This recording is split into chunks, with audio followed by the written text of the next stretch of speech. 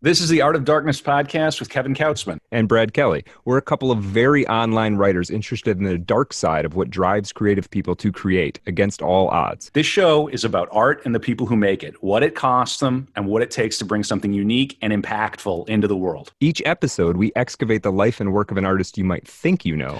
Don't worry, they're all safely dead. On every episode, we try and find out just what the hell was wrong with them and how they worked through their darkness to create something that lives on after them and continues to move culture. Find us online at artofdarkpod.com and on Twitter at artofdarkpod.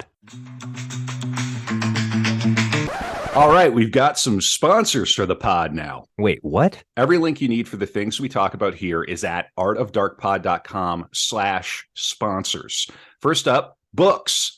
If you're into this podcast, odds are you're probably a reader. We've got links to buy new books from bookshop.org and used books from alibris.com. And if you want to listen to your books, we recommend and use audible.com. It's great, and the catalog is huge. All right. So if you're listening to this, you are online. Maybe you're very online. You probably have a website or are thinking of starting one. Maybe you want a website like artofdarkpod.com. We built that with WordPress, which is by far the most popular way to create websites. And the single best host for serious WordPress is WP Engine. I've personally used them for over a decade now, and I don't host my websites anywhere else. Go to artofdarkpod.com/sponsors and click on the WP Engine link to learn more. Finally, the best way to support the show is at patreon.com/artofdarkpod. Get the bonus After Dark content for every episode, access to the book club, and more. Thanks for supporting Art of Darkness. And I don't think that was too painful. I think we did a pretty good job there. Yeah, that sounded good. Yeah, we appreciate it.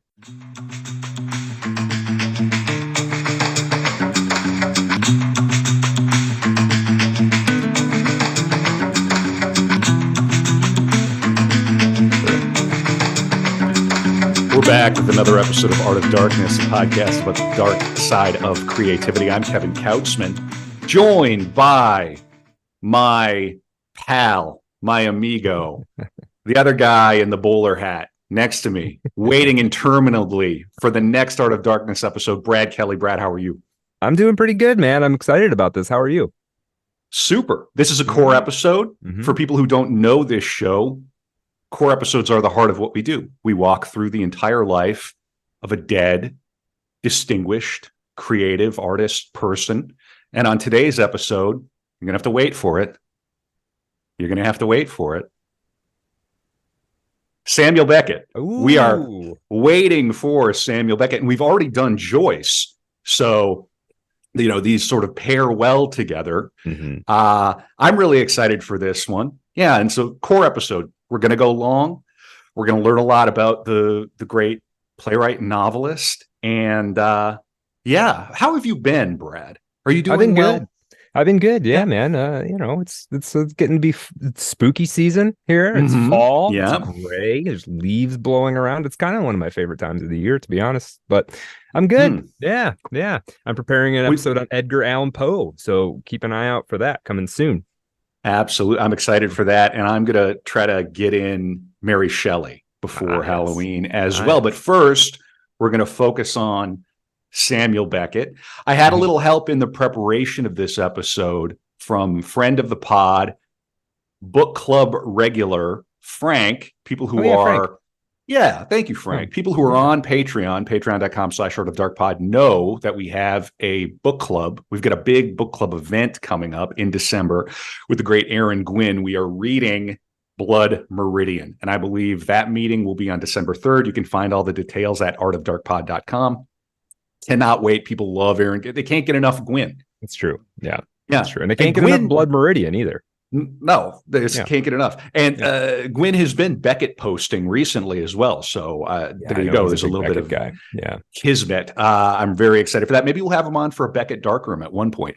That's the other type of episode we do. So we do core episodes. That's what this is. And then we do dark rooms that are roughly an hour long where we have guests come on and talk about one of our core subjects. This is big air. This is one we were chatting earlier, Brad. You said, got to do it. Got to do Sammy Beckett. Yeah. Feels like it. They're just like there are certain episodes where you go, this is going to lock in some of the pieces.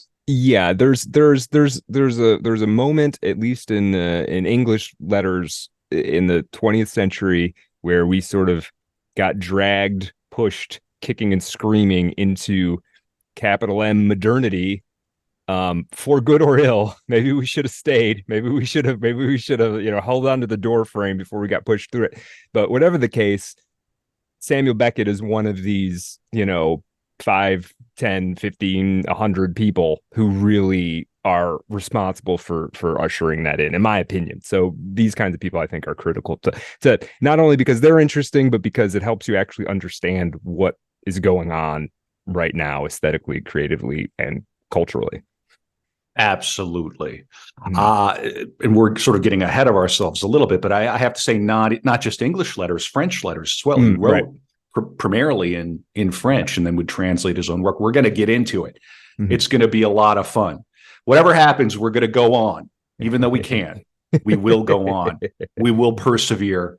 And at the very end, stick with us, because at the very end we're gonna say we're leaving, and then we're just gonna leave 30 seconds of dead air. And if you don't know what dead air feels like on the radio or a podcast, 30 seconds feels like an eternity. And that's speaking to something that I'm going to have to say about Beckett, particularly as the resident playwright. And of course, I'm a playwright. Brad is a novelist. We bring an interesting perspective to these episodes because we're artists ourselves, and we really genuinely care about this stuff, and not in an academic way. Let's start with the opening question. Sure. Brad, what do you know about Samuel Beckett? Irish playwright, novelist. I don't know much about his personal life, other than I know at one point he spent quite a bit of time in the United States. But he's as associated or more associated with Paris than he is with Dublin, where he's born. I believe he might have even died in Paris. And wrote, probably best known for his plays Waiting for Godot and a number of others that really caused something of a sensation. They're strange. They seemingly cut against the grain of what you anticipate in theater. What else do I know about him? I tried to read his trilogy of novels, but I was a little too early in my journey, Kevin, to understand, to really understand. No. See, you're missing the entire point. There's no beginning. There's no early. There's no late. There's just journey, Brad. Right. You I know came that now. Yeah. At exactly the right time, which is also exactly the wrong time. Yeah. That's very Beckettian. Yeah, we're in the labyrinth already. I know that during World War II, I know he was active to some degree in the French Resistance. Maybe he was even awarded something afterwards. But I know he was involved there. What else do I know about him? He is a very interesting looking person to me. I find the photos of him and images of him very striking. And also he when Andre the Giant was a little boy for a while, Samuel Beckett drove him to school. I know that. That is one of the topics we're going to talk about on the After Dark. Oh, great. Patreon. Every episode we do a bonus 20 to 30 minutes or more. You're not going to want to miss this one. We're going to talk about Andre the Giant. That is true. Okay. Which is such a funny, strange place to think about those two, especially if you know what Beckett looks like. Brad, I would say above average. Okay. The amount about Beckett. I've been mentioning this here and there, and I went to a French restaurant last night, sat at the bar and had some happy hour food, and I mentioned it to the bartender. He wrote Waiting for Godot, and she's like, "That's the one where he never arrives." And I'm like, "Yep, Godot has never shown up." So people know different levels of Sam Beckett. Obviously, in Ireland, he's a household name. There's a bridge named after him in Dublin. He's like the national writer of the 20th century, next to Joyce, with whom and they knew each other. Yeah. Indeed. Beckett was his assistant for a little while. Yeah. I don't know that he would have put that word on it, but he was definitely an assistant to Joyce. Joyce, and we did a Joyce episode. Yeah, go back and listen to that, folks. It's a good one. Yep. After you listen to this one, I would say, right? The other episode that this is going to pair with really nicely, like we've got cheese and we've got a cheese plate here and we're pairing,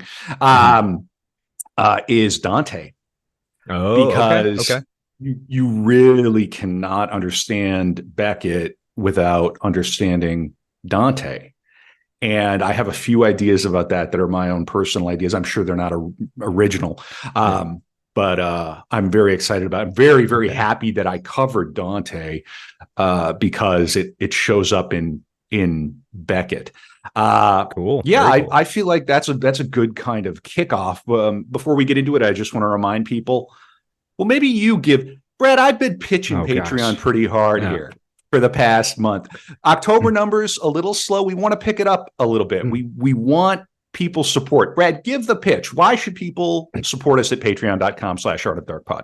Yeah, well, I mean, you get to show your support for this long form free content that we do. We believe it is one of the best, if not the best, podcast out there. Nobody else is quite doing it like this, and some of our episodes are frankly the best content you're going to find on a given subject. So you get to support that. Yeah, there's no other show quite exactly like Art of Darkness. So for what we do, we really like to think that it's good, it's quality. Yeah, indeed. And so you get to support that, but you also get bonus content exclusive to patrons. You get the 20 to 30 minute After Dark episodes that come with each core episode and each dark room episode.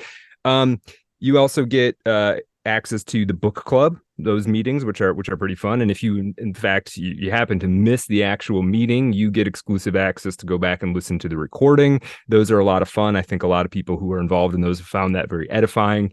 If you're a person who, if you're like me and, not a lot of people in your offline life read the same kind of stuff you do, this is an opportunity to hang out with some people who, you might have a lot in common with. It's a really cool way to try to build a community there, and I think that's really cool. There's going to be we have, and next year, season 4, Art of Darkness, season 4, 2024, we have some very exciting stuff lined up, both for core episodes, but also book club. Go on, Brett. Yes. And what else? Yeah. So, you're going to get 2-3 hours of bonus content as a Patreon supporter. You also get to support us. That helps us do better episodes, do more different things. As that number grows, we're going to, more frequently be giving stuff to Patreon. There's going to be Patreon exclusives as we go and as that audience expands. So definitely get in there. If you want to know what an After Dark sounds like, if you're not a Patreon supporter, you can go to our YouTube channel. That's just at Art of Dark Pod on YouTube, and you can there's a couple of After Dark episodes that are normally Patreon exclusive that we've put up there as a taster. You can hear about Tarkovsky, his experience filming Stalker, and you can hear about from the Lovecraft core episode when we tried to answer the question, was Cthulhu real? So check those out on YouTube, and that gives you a taste of what you're getting as bonus content when you support us at patreon.com/artofdarkpod. Brilliant. Thank you, Brad. And to the existing patrons, thank you so much. Yes. Very edifying, means a lot to us, and encourages us to keep going. Every time we see a new patron, it's a little jolt for us. We feel like all of the time, all of the effort, all the energy we put into these, particularly these core episodes, is worthwhile. Yes. I have 2 voluminous Beckett bios that I'm working from here. Ooh, I've got Samuel Beckett by Deirdre Bear here, and you can see I've got all my, and this is going to cover the early life. Okay. And then I have the great biography of Beckett from James Nelson called Damned to Fame. Ooh, and you can see I've got that's a good title. Yeah, that's a good title. Absolutely. And very handsome volumes. And then of course I have the complete dramatic works from the man himself. And I also have the 3 novels from the trilogy. This is going to be a really good time. Final bit of housekeeping. get into the Telegram, t.me/Art of Dark Pod. We got a good group there, lots of fun. And if you're not a Patreon person, but you want to chuck us a buck, you can go to the website, artofdarkpod.com, and find the PayPal link. Really appreciate it. Thank you for bearing with us while we do that. It's important. I want to say, too, with all humility, that some of these episodes, it just becomes really clear to me how outmatched I am intellectually. Yes. Okay. Yeah. Samuel Beckett was a linguistic genius.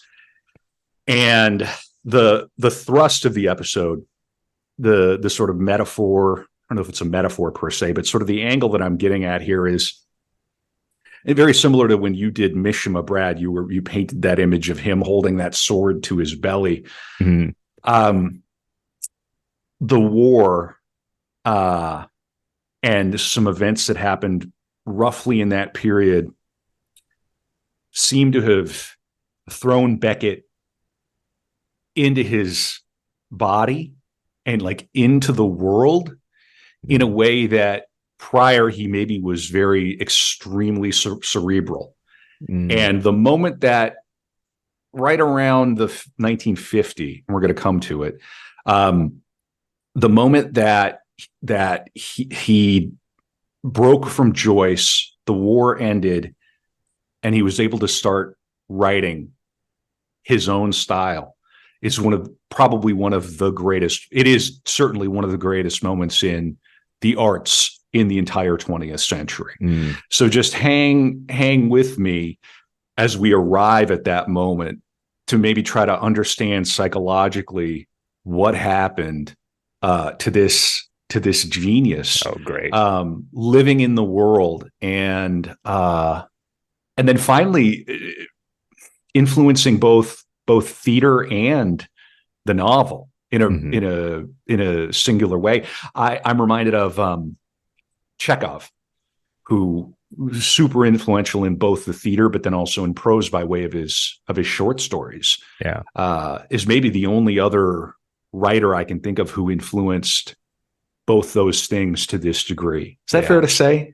Well, yeah, I mean, I think Beckett is certainly influential in the novel. And it is hard to picture somebody else who's been that, it'd be like Shakespeare maybe or something like that. But yeah. Right. Yeah. But Shakespeare never, but well, he wrote poetry, I suppose. But but I just think the novel barely even existed when Shakespeare was alive. So when it kind of came into its own, I think there was a lot of looking back to Shakespeare. So anyway, yes, I agree with your assessment that there's these handful of figures who are able to influence writing more broadly than just one specific form. Yeah, absolutely. Well, before you get into the bio, let me just tease the After Dark. So again, Frank from the book club has helped out here. He's thought and written about Beckett quite a lot. Beckett, yay, Frank, thank you so much. Beckett attended lectures from Jung that Jung gave in London nice. I believe between the wars. So we're going to talk a little bit about that on the After Dark for Patreon. Cool. The second, so I've got three things for After Dark. The second bit is going to be about the rather sinful Catholic priest who betrayed Beckett and his resistance cell in Paris during the war. Wow. Beckett was no small hand in the resistance. He was in a cell in the resistance in Paris. Wow. Passing documents around, like risking his life. Wow. And the person who ended up betraying his group was this Catholic priest who was rather naughty. Wow. All right. Let me I'm just traveling over to patreon.com/Art of Dark Pod and subscribe. Yeah, for real. Yeah, that's gonna be fun. Yeah. Access to that. I like it. And then we have the Andre the Giant bit too. So that's gonna be good. Cool. I already mentioned the source material. We're going to start with a passage from Watt, which was Beckett's second published novel. And the reason we're going to start here is because I want to, like I said, unpack the psychology of this fellow. We don't. We're not psychiatrists on this pod. We try not to psychoanalyze. But he's such a fascinating figure. I really want to understand what he was thinking, because I think that was his entire project too, was to understand himself, and also, by way of doing that, understand humanity and the modern problem. Certainly after the war, just the blasted landscape of the capital W West and Western man. God is dead. No one cares. And we're waiting interminably for something that's never going to arrive. And we're left to our own devices. And one of the very few things we have, very Irish, is the word and language and story. So this is from Watt. Or is there a coming that is not a coming to, a going that is not a going from, a shadow that is not the shadow of purpose or not? For what is this shadow of the going in which we come? This shadow of the coming in which we go? This shadow of the coming and the going in which we wait? If not the shadow of purpose, of the purpose that budding withers, that withering buds, whose blooming is a budding withering. It's almost a koan quality to that. There is something very koan-like about that. Yeah. I love it. Okay. Yeah. The words. Yeah. You hear these words several times, and you get a little bit of that. There's a name for this when you read a word over and over and over again, and it's like, then you're like, that's a weird word, right? Like when you get he's almost getting to that point where you can feel the language, him sort of breaking down the language a little bit. I like it. Yeah.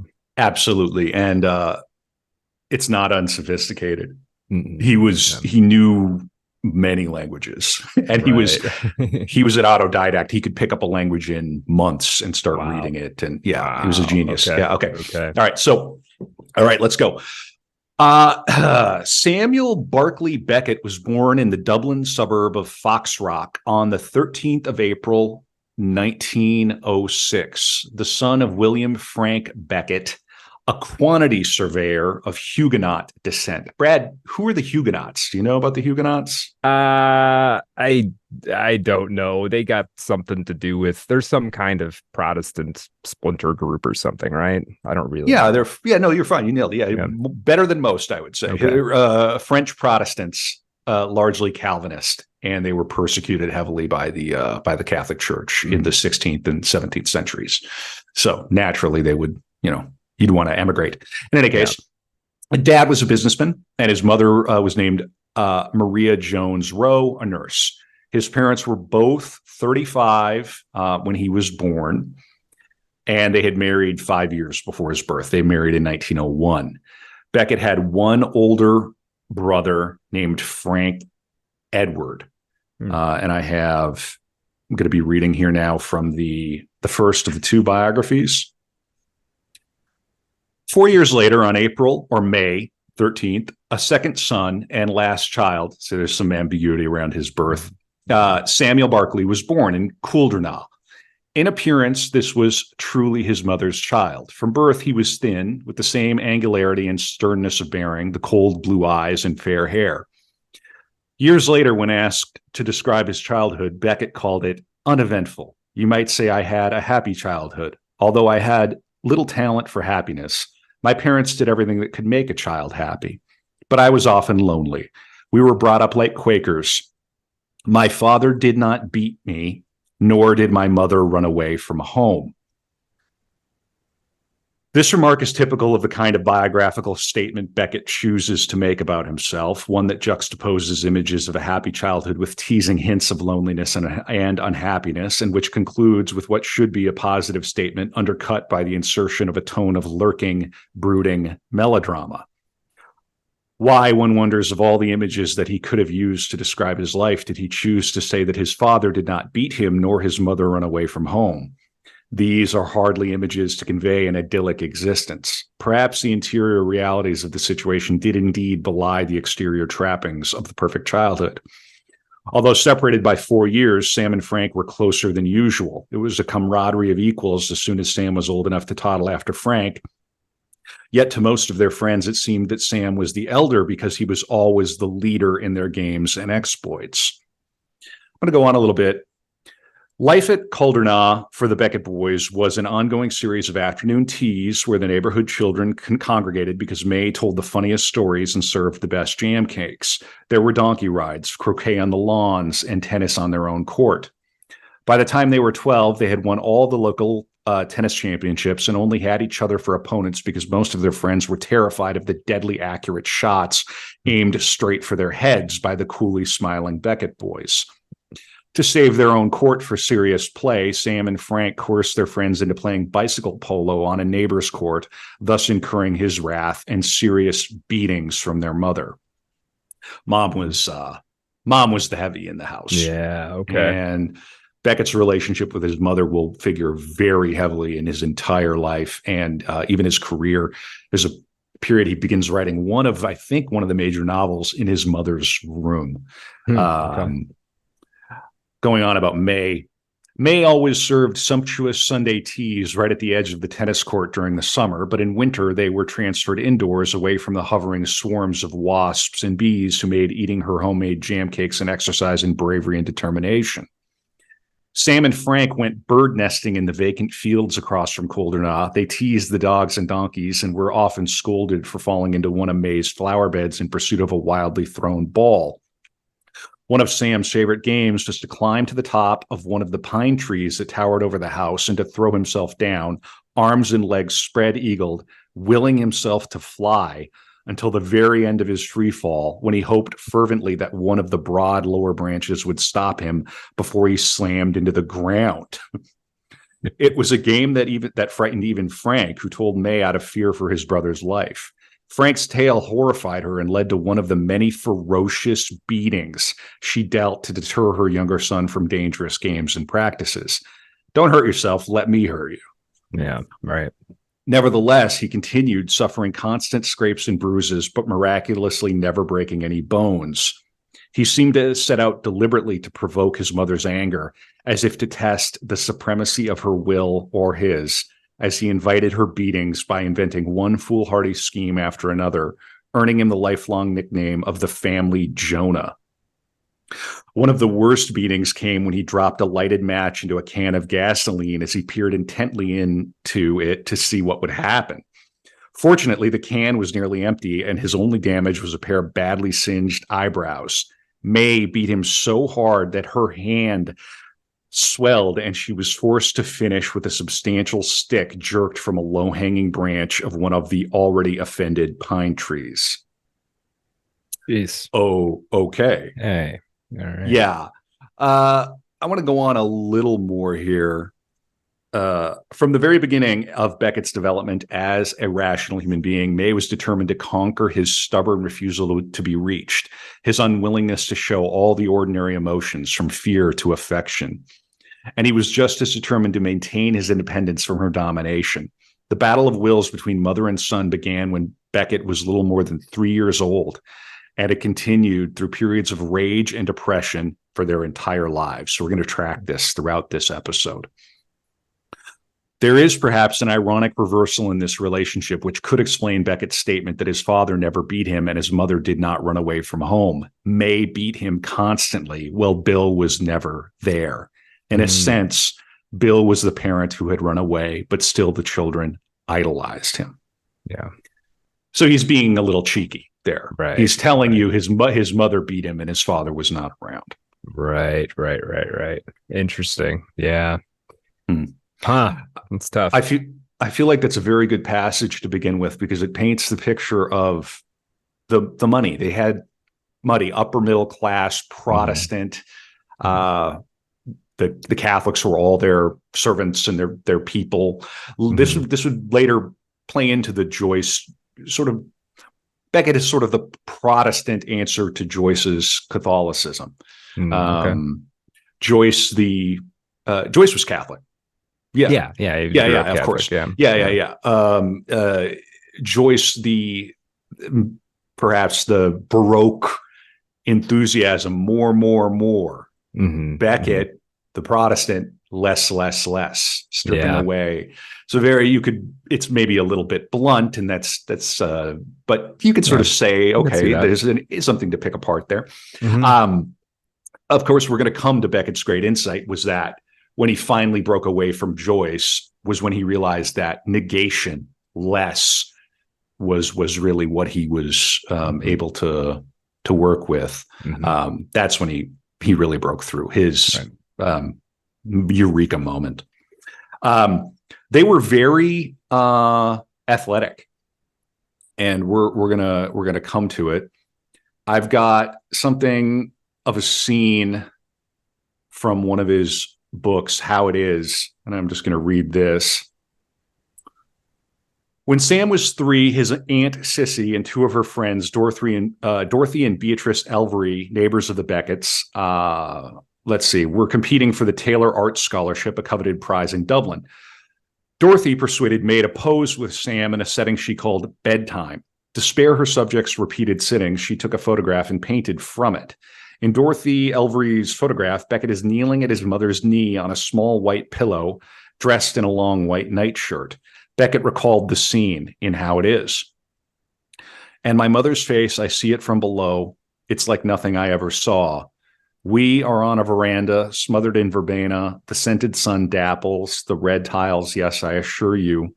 The huge head hatted with birds and flowers is bowed down over my curls. The eyes burn with severe love. I offer her mine, pale upcast to the sky, whence cometh our help, and which I know perhaps even then with time shall pass away. In a word, bolt upright on a cushion, on my knees, whelmed in a nightshirt, I pray according to her instructions. That's not all. She closes her eyes and drones a snatch of the so-called Apostles' Creed. I steal a look at her lips. I pray according to her instructions.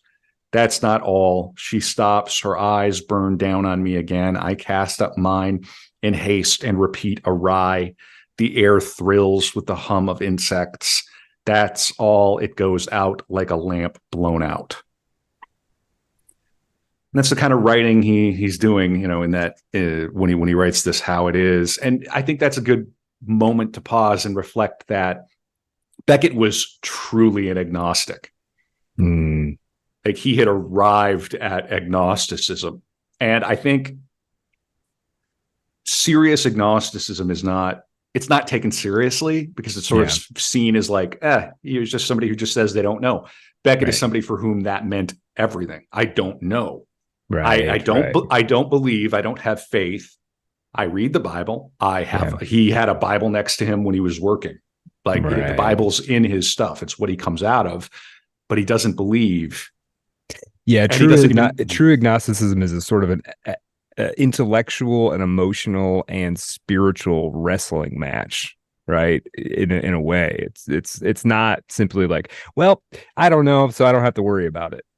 Like it's not that, right? No. Right. I think that it's that for a lot of people. And then when they get out of it, they go one direction or another. Maybe they come back to the church or back to a church or whatever. They find something to sort of, for Beckett, it was serious. He had arrived at that position, I assume rationally, but also probably from his feelings. If you've ever struggled with depression, Beckett's the playwright for you, because this guy, when we finally arrive at the plays, this guy struggled with it. Like really on and off throughout his entire life.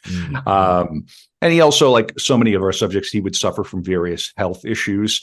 I'm not going to get into every single one, but he had what do they call it? Like a knocked toe or something like this. Like one of his toes was messed up. And then periodically through his life, he would just have these like horrible cysts that would have to be boiled off, and he'd literally like surgery. So he dealt with that, but he was also like a serious athlete, which we're going to come to, which maybe you wouldn't think when you think about Beckett. I wouldn't have expected that. No. Yeah. All right. So at the age of 5, he attended a local play school in Dublin where he started to learn music, and then moved to Earlsfort House School near Harcourt Street in Dublin. The Becketts were members of the Church of Ireland. Raised as an Anglican, Beckett later became agnostic, a perspective which informed his writing. Fair enough. Godot never arrives. And yet we wait for him. Right. Yeah, Beckett, interesting. all right. Beckett's family home, Coldernah, was a large house and garden complete with tennis court that was built in 1903 by Beckett's father. I mentioned his father was a surveyor. His father was a businessman and a successful businessman, to the point where Frank, the eldest son, later in life I think he went to India as a civil servant. He was like the only white person in his region. And his family had to kind of harangue him to come home to take over the father's business. So yeah, successful Protestant businessman in Dublin. The kind of house where the sons are getting piano lessons and we have they're standing. Yeah. And as we go, we're going to see that Samuel would mortify his parents. Oh, I'm sure. It's going to be fun. We're going to really enjoy. I'm really going to enjoy walking you through that. We'll play all the hits. We're gonna flee academia. There's going to be drunk driving. He's going to have an affair with a cousin. Oh boy. Lots of good stuff. He's going to get embroiled in a major libel case that was actually brought against one of Beckett's relatives by the man who inspired stately plump Buck Mulligan from Ulysses. Yeah, there was a major libel case. And of course, libel laws over in other parts of the world are very different from the United States. The United States, we've got the First Amendment, which allows us to do this podcast, I assume. Right. For the First Amendment. So all that stuff is coming. Just bear with us. Okay. All right, it's going to be fun. Sounds good.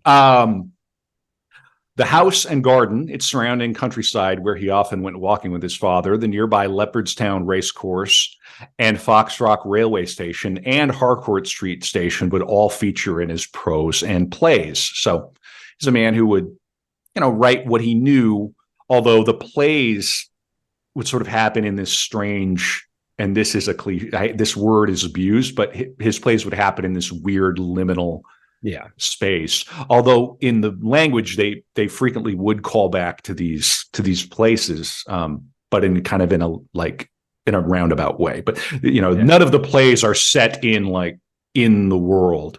Right. They're set in kind of a weird other place.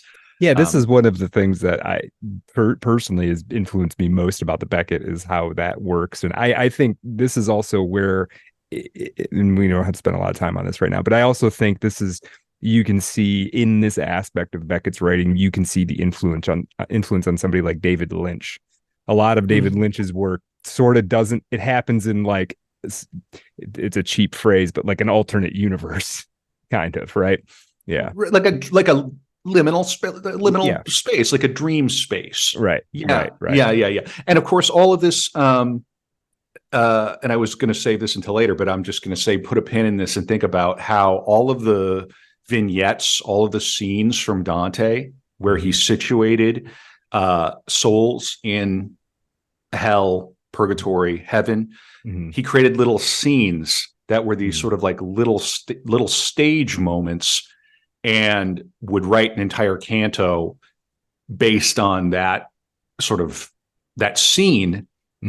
All of Beckett's major plays could be read as riffs on the Dantean move of situating souls in an environment and situation that reflects their inner lives in a metaphorical way. Right. Godot is very much that way. Endgame is very much that way. The most obvious one, it might be Happy Days, where the woman is trapped up to her waist in a mound of dirt. So if there's one thing that he took from Dante, it was that vision of someone's inner life being reflected by the scene in which they're situated.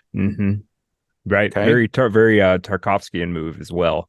Yeah. Okay. Yeah. All right. Interesting. Yeah. Okay. Cool. Yeah. Cool. Yeah. I like it. Interesting stuff. Yeah. All right. Okay. So we're going to talk a little bit about his education. So around 1919 or 1920, so he's around 13 years old, he went to the Portora Royal School in Enniskillen.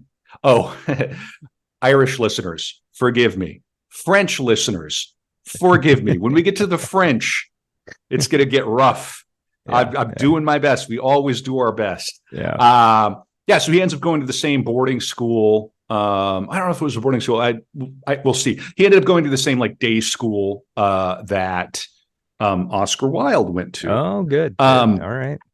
And I don't know if this is in the pages that I have earmarked, but later when he was quite famous, he never he was very big about Trinity College, Dublin, which he eventually is going to go to Trinity. Mm-hmm.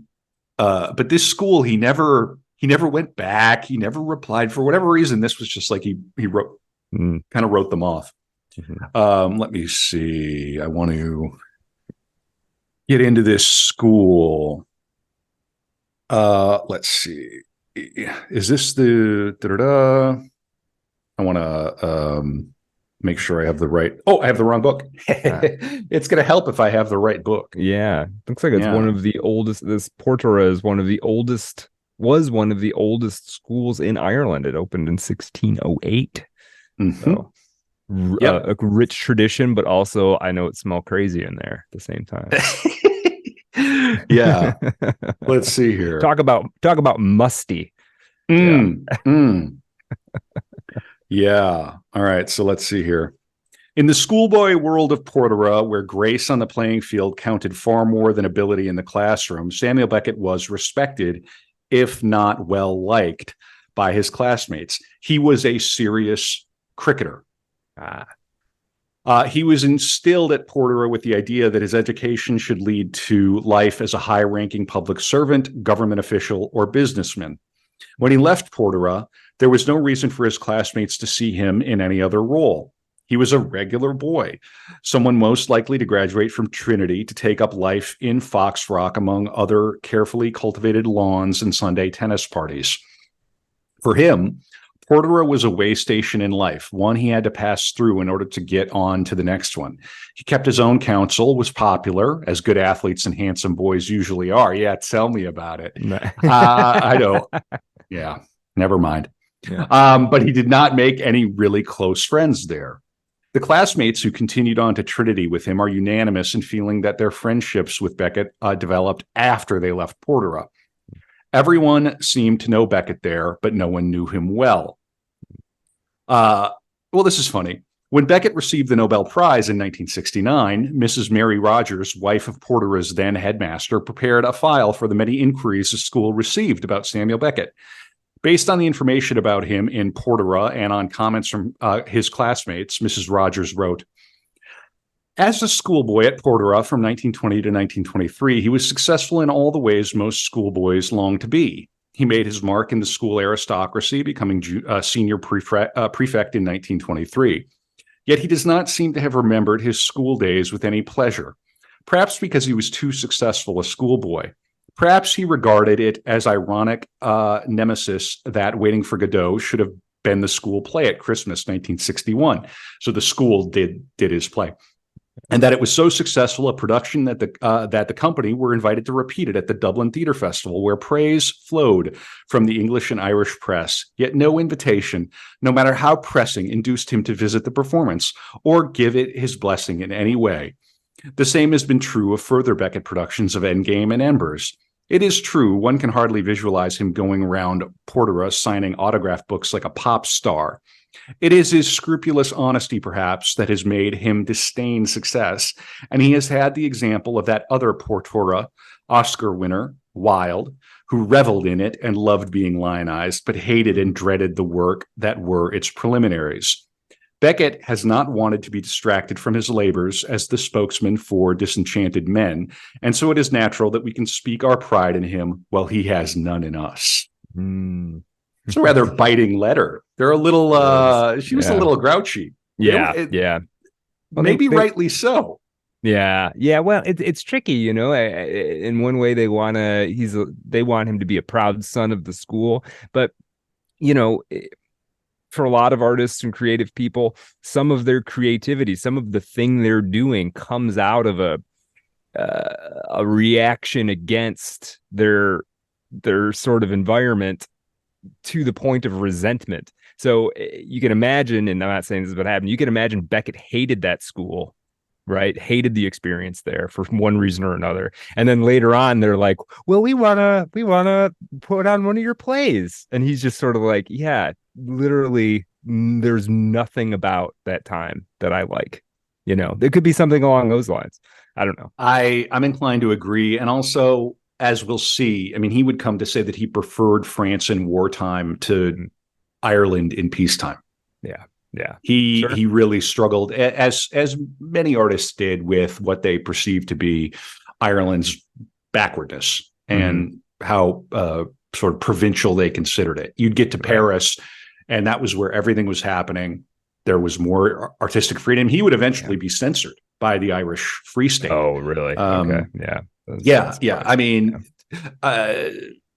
you can look up the history of sort of, I mean, the Catholic Church, the one true faith in Ireland, was totally in control of a large part of that country until like the 90s, and obviously still has an outsized influence in a way that Americans can't. You can't really. It's very unlike anything we have here. Right. So he would find it kind of stultifying, and my impression that I'm getting from these books is that, like, Dublin had a small town atmosphere, even though it's a big town. Yeah. Everybody knew everybody. Paris, you can get lost a little bit. Suddenly you're playing chess with Duchamp. Right. And it's just another afternoon. Paris, it's chatter. There's gossip and rumors, and yeah. And Beckett was involved in some sort of stuff that brought heavy doses of high quality weaponized Irish shame down on his family. Okay. All right. Okay. So there you go. All right. He left that school in 1923, and he entered Trinity, TCD, Trinity College, Dublin. That's a good school. Yeah. At just 17. I'll talk a little bit about his athleticism. And a lot of this copy is coming from Wikipedia, in addition to the two books. He was a natural athlete, which I've said. He excelled at cricket as a left-handed batsman and a left-arm medium-pace bowler. I don't know what that means. I assume he means he's bowling. Yes, a medium-pace bowler. Okay. Later, he played for Dublin University and played 2 first-class games against Northamptonshire. As a result, he became the only Nobel Literature Laureate to have played first-class cricket.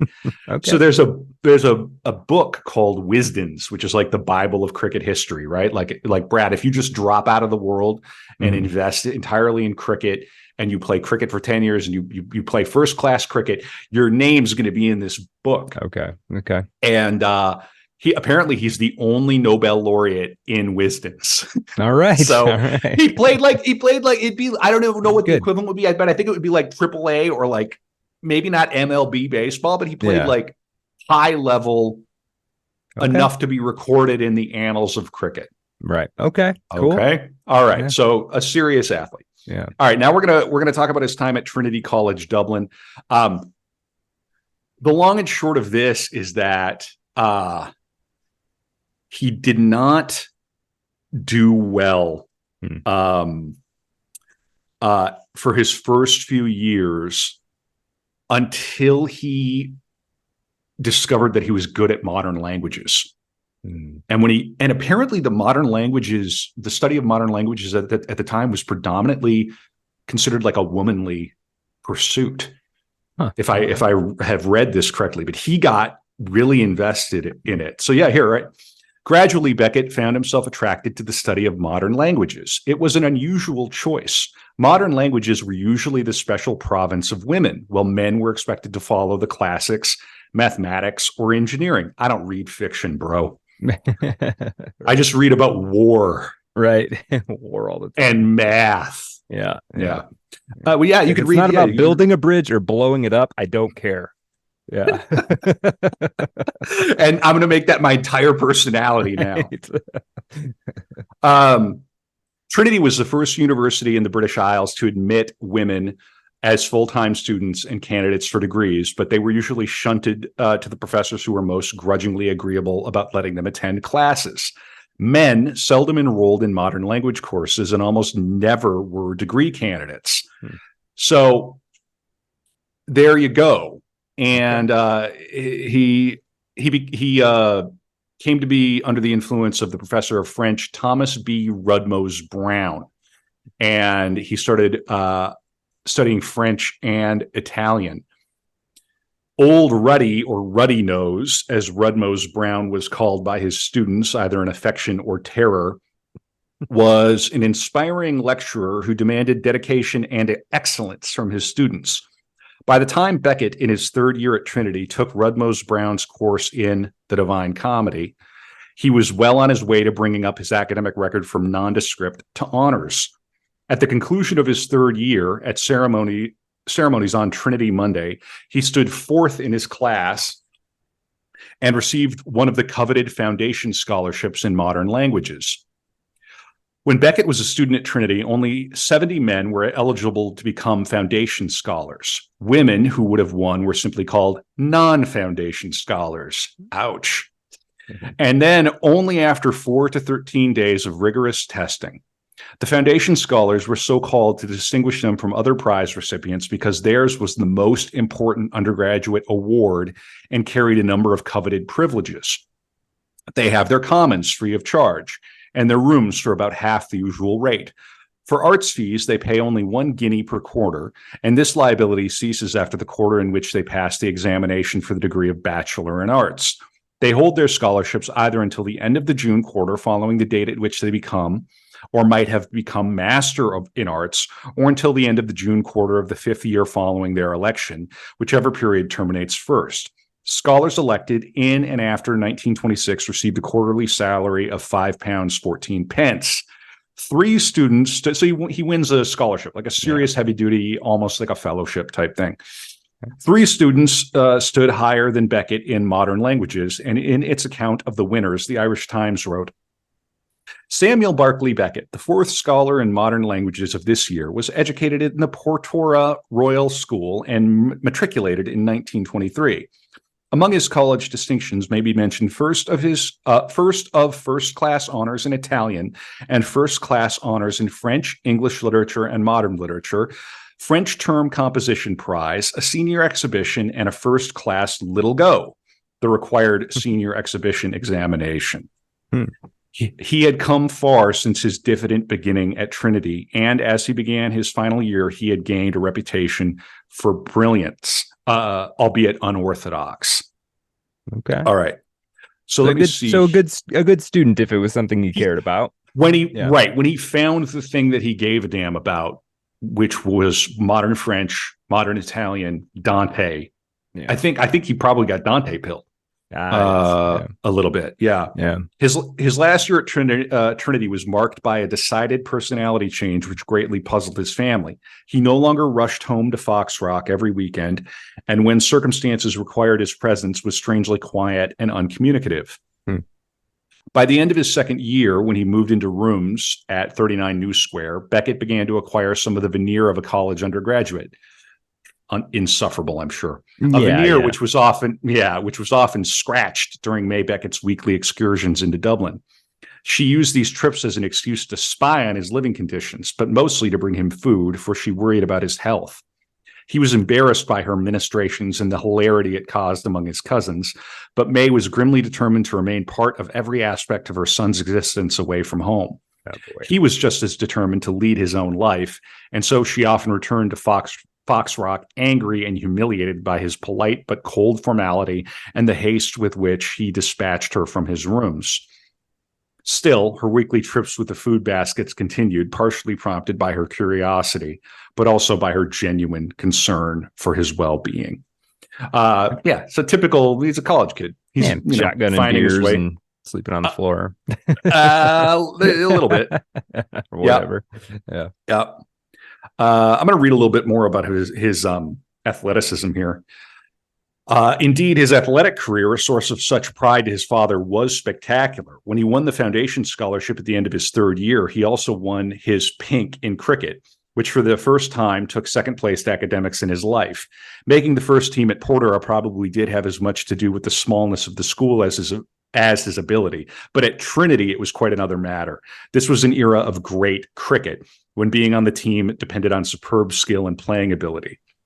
He gave up rugby as a varsity sport at Trinity and turned instead to golf, becoming a stalwart of the Dublin University Golf Club. Won the prize for the best 18 holes in his second year with a score of 77. And in 1926, he was elected the golf club's representative to the Dublin University College Athletic Council, a position he held until graduation. He was also part of a band of motorcycle enthusiasts who called themselves the Dublin University Motorcycle Club. He careened madly about the countryside in the Wicklow Hills. Beckett was no stranger to motorbikes and motorcycles, having owned several since his early teens. He was a reckless driver and had been involved in several serious accidents before enrolling at Trinity, but had ruined the machines without harming himself. In helmet and goggles, he flew over the narrow roads and ditches, stony-faced and grim, impervious to the dangers that lay around every curve in the landscape. When his bikes became too badly wrecked to repair, Beckett had no patience for anything but minor work. He passed them on to John Manning, whose widowed mother could ill afford such luxuries as motorcycles. Okay. Beckett has, like, there's another episode. There's a character who I think Beckett is very similar to, that you might not think about. And let's see when he was born. I'm gonna say this. Yeah, he's born a little after Beckett. Beckett and Johnny Cash. Really? There's a vibe where, like, if Johnny Cash was in Europe or in Ireland and Beckett was in, like, Beckett obviously had a lot more family money. Mm-hmm. Beckett didn't have the same trauma of losing a brother at a very young age. Mm-hmm. But we're going to come to a point where Godot makes Beckett famous and makes Beckett a fortune, frankly, which, God, if only one could, right? Like, and just a fortune just because it's performed everywhere. And then finally, eventually goes to Broadway and all the rest. Mm-hmm. Where Beckett, or rather where Godot is performed by a bunch of prisoners in Germany. Wow. And Beckett gets letters from them. And for the rest of his life, that relationship between Beckett and people who would perform his plays in prisons was like a special thing for Beckett. And my mind immediately went to Johnny Cash. Yeah, Man in Black. Yeah. So, So, I mean, we're talking about a very different world, like mid-century Europe, as opposed to America in the 60s to 70s.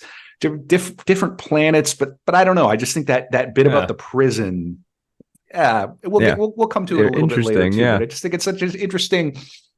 Beckett comes from money, but ultimately his work has this quality of kind of being about the everyman, but not written in a way where it's necessarily accessible. Maybe the plays are the most. In any case, yeah. Okay, all right. Huh. Interesting. I'll keep that in mind as we go here. Yeah, just think about it. Just think about it. Okay, all right. I've got a little more from Trinity here. Let's see. Beckett's remoteness toward his family was noticed by others as well.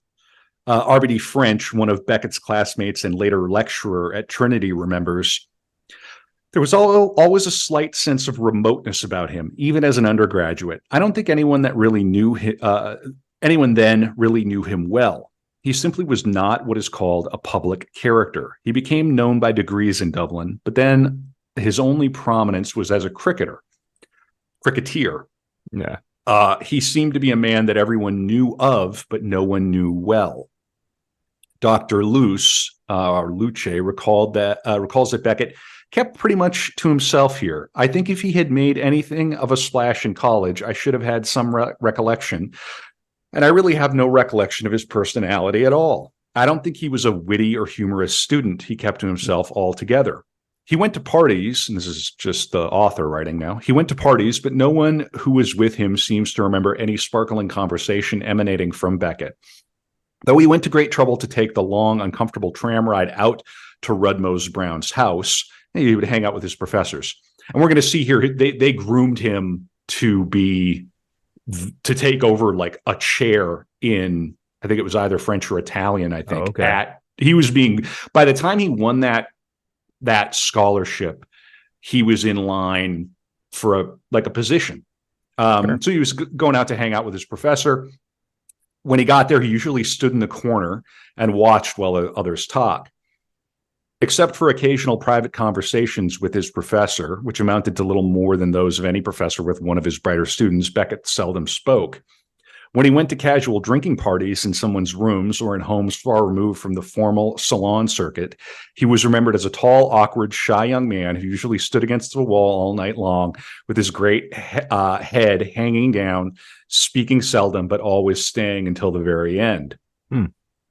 These parties were part of the reason he kept his private life a secret from his family.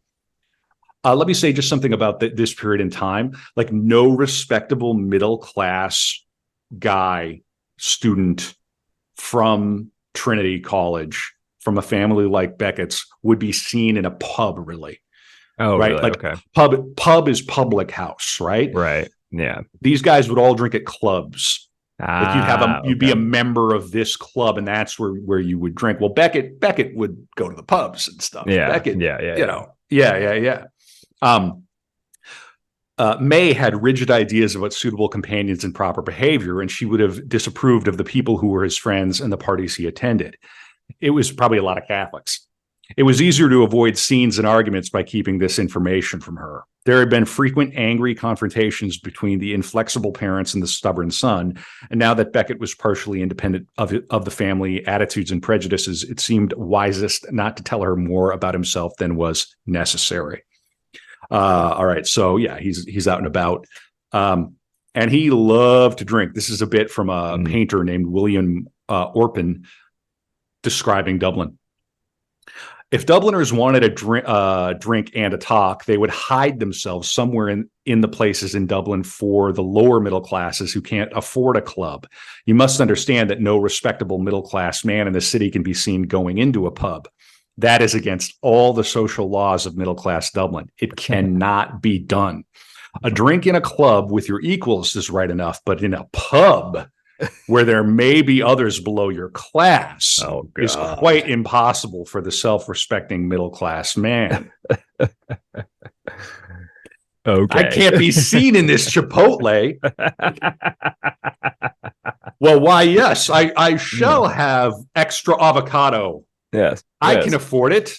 Avocado is how we say it. Right. Yes, we call it avocado. Extra avocado, and please triple the barbecue. Yeah. Walk away with like a $25 burrito. You can get a $25 burrito right now at Chipotle if you're not careful. Yeah. Like end up with a steak frite priced burrito. Yeah. All right. Drinking and theater supplanted cricket and other sports as Beckett's favorite pastimes. And in Dublin, there was ample opportunity for both. The city was fairly bursting with theater in the 1920s. Amateurs gave performances ranging from informal readings to full-scale productions, and there seemed to be an audience for them all. Professional groups gave such a variety of entertainment that Dubliners were fond of boasting that their theater excitement was the equal of anything offered in London or Paris. All right, so he's drinking, going to the theater, and living large. It goes on a little bit about the theater, but there's a scene and he saw a lot of it. All right. Brad, why don't you tell me where you're at with Beckett while I stand up for 90 seconds? Sure. Yeah. I mean, this is all, I did really not expect the athleticism, though I can't say it's like shocking to me, but you definitely do think of Beckett as somebody a little bit more cerebral, much more time hitting the books than hitting the cricket. I don't even know what you call a cricket field. So that's kind of surprising, and that's kind of interesting. I'm not surprised at all to hear that he took to alcohol. I mean, that's the sort of the occupational hazard of being a writer, as we've seen through multiple episodes of this show. So that doesn't totally surprise me. It is interesting to try and place him here. There's this strange thing about Beckett for me, that when I look at a picture of Beckett, he doesn't seem to me like a person who speaks English. I know that seems weird, but there's something about it when I look at a picture of him. If I were to see him being interviewed, say, I wouldn't expect English to come out of his mouth for some reason. I don't know why that is. Fascinating. Well, I mean, and he does what he looks continental. He looks like somebody from he looks French. Yeah, which he does. Which would really make does. sense. Yeah. And that this would come into play later when during the war, because of course the Irish were neutral during World War II, and he was part of the resistance. And there would be times he'd have to hide. He couldn't open his mouth because he spoke French with an Irish accent. Right. So we're really getting into, and he would once he starts to travel onto the continent, there's going to be this period where he's totally peripatetic.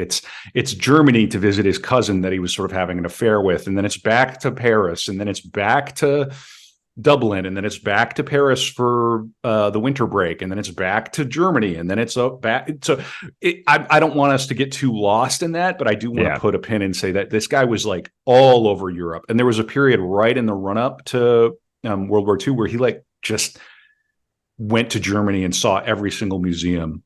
Oh, I mean, and he was really, and I know this is like a sin, and I'll probably get somebody will yell at me, but he was like, I'm going to say this. He was as European as an Irishman in his time could be. Okay. Yeah. Totally. Sounds even more so than Joyce, even though Joyce was living on the continent in various places that he was sort of never really gone. Yeah. Interesting. Yeah. Okay, good. All right. So he studied French, Italian, and English at Trinity from 23 to 27.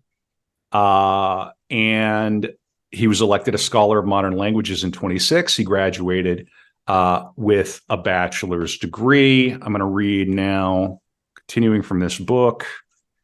So let's see here. There was a very funny hoax that he participated in. Okay. Let's see. I want to see here. So he joins this group in the Modern Languages Society at Trinity. Beckett still needed to slink away periodically for solitary binges in the nondescript sheveens that lined the alleys around the college grounds, but more and more of his time was taken up with Perron and the others, who were all brimming over with the sheer intellectualism of their studies. There was an aura now about them which made academic work come alive for Beckett. Now, instead of mere exercise necessary in order to amass enough credits to graduate, he found real pleasure in animated discussions about literature and theater. It was in this atmosphere that Beckett persuaded his friends to go along with a hoax still remembered in Dublin. He delivered a long scholarly paper to the Modern Language Society about a literary movement called Le Concentrisme, led by one Jean Duchas, which was supposedly revolutionizing Parisian intellectual circles with its Rabelaisian humor and body writing. He persuaded several of his friends to support the paper by reading other examples of a concentrisme writing. The body of the membership, all serious scholars, spent the remainder of the meeting diligently discussing the possible literary merits of this shocking new school of writing. However, Le Concentrisme, which existed only in Beckett's imagination, was never heard of again after that evening, except for Jean Duchas, who became, in abbreviated form, one of the characters in More Pricks Than Kicks. More Pricks Than Kicks was the book that I mentioned that ultimately would be censored by the Irish Free State, and it's like his book of short stories. Time and again in Beckett's writings, he seemed to have had the need to revile learning, to castigate those who respect knowledge for its own sake. And this incident is probably the first public demonstration of this attitude. In this instance, it cannot be dismissed as a collegiate prank because of its scope. The Modern Languages Society was an honored, respected organization, and membership was not taken lightly. That Beckett could have played such a trick was a serious affront to the others who had elected him one of their number. It amounted to a public slap in the face and was only considered humorous many years later when time had softened the memories of the persons involved. Oh, I like this though. I like that. That's a good prank or a good hoax for sure. It's a little bit of theater. Yeah, let's just mess with the stuffiness, and we're all self-important, and yeah. I like it. Mm-hmm. Yeah. He was growing comfortable in the role of university student and burgeoning intellectual, but it was this comfort that was a source of mental anguish. For May and Bill, his parents, were snug and satisfied at home in Foxrock that soon his university days would be ended and he would come along obediently to take his place beside Frank in business at home. So this is about class for them. Like he's getting this education, but ultimately he'll come home and he'll be part of the family business. Sure. Time was running out on his student days, but coming to terms with the adult world of his family was something he preferred not to think about. It was easier to get rousingly drunk than to podcast. Oh, sorry, wait. Calling Dr. Freud. It was easier to get rousingly drunk than to plan his future, and this was the course of action he took most often. Yeah. Bill Beckett bought an automobile that year, a Swift, and Beckett drove it around Trinity very badly, but with enormous style. He shifted gears. He shifted gears with sweeping, dramatic arm movements and involved his entire torso in navigating turns. He made blowing the horn a musical act, and parking was an exercise in dance and mathematics with an occasional fillip from the latest Mac Sennett comedy. One evening, after several hours in a favorite pub, Beckett was negotiating the Swift through the streets around Marion Square with more difficulty than usual because of the large amount of liquor he had consumed. Yes. That's never a good idea. Got a little Dewey going on. Yeah. The Swift rolled over a curb and stopped only inches from one of Dublin's leading legal figures, Judge Eugene Shea, out for a stroll to escape his wife's regular Thursday evening. Scare quotes around evening, which is very, very funny. I have to say, too, like, I don't use the word droll very often, but the writing about Beckett tends to have a level of sophistication that my hick redneck in a turtleneck ass from North Dakota, I will always be an outsider on this guy. I'll never be a part of this world. Sure. I can understand that. All right. Beckett received a severe dressing down from the judge, who lectured long and eloquently on the dangers of reckless driving. This was not his first or only brush with the law.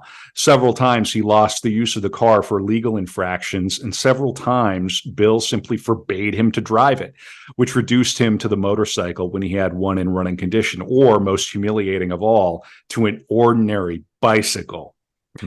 By now, rumors of his erratic behavior were a matter of grave concern to his parents, but for the most part, they remained silent, thinking that it would soon come to an end with his graduation from Trinity. Yes, because it'll just be a moment where he'll flip like a switch, where he will become a respectable, upstanding citizen. Yeah, that's how it works. Beckett, however, began to give them hints that this might not happen. When he was in their company, he usually tried to talk about poetry and philosophy. He was elated with his study of Dante and tried to convey some of his enthusiasm, but these conversations usually proved entirely confusing to them. Yeah, that's what your construction manager father wants to hear about. Right. And your super Protestant mom. Yeah, that's what they want to hear. Yeah, your Anglo. They want to hear deep enthusiasm for poetry.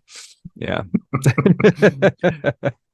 Their attitude toward their second son was one of continuous amazement at the stranger in their midst.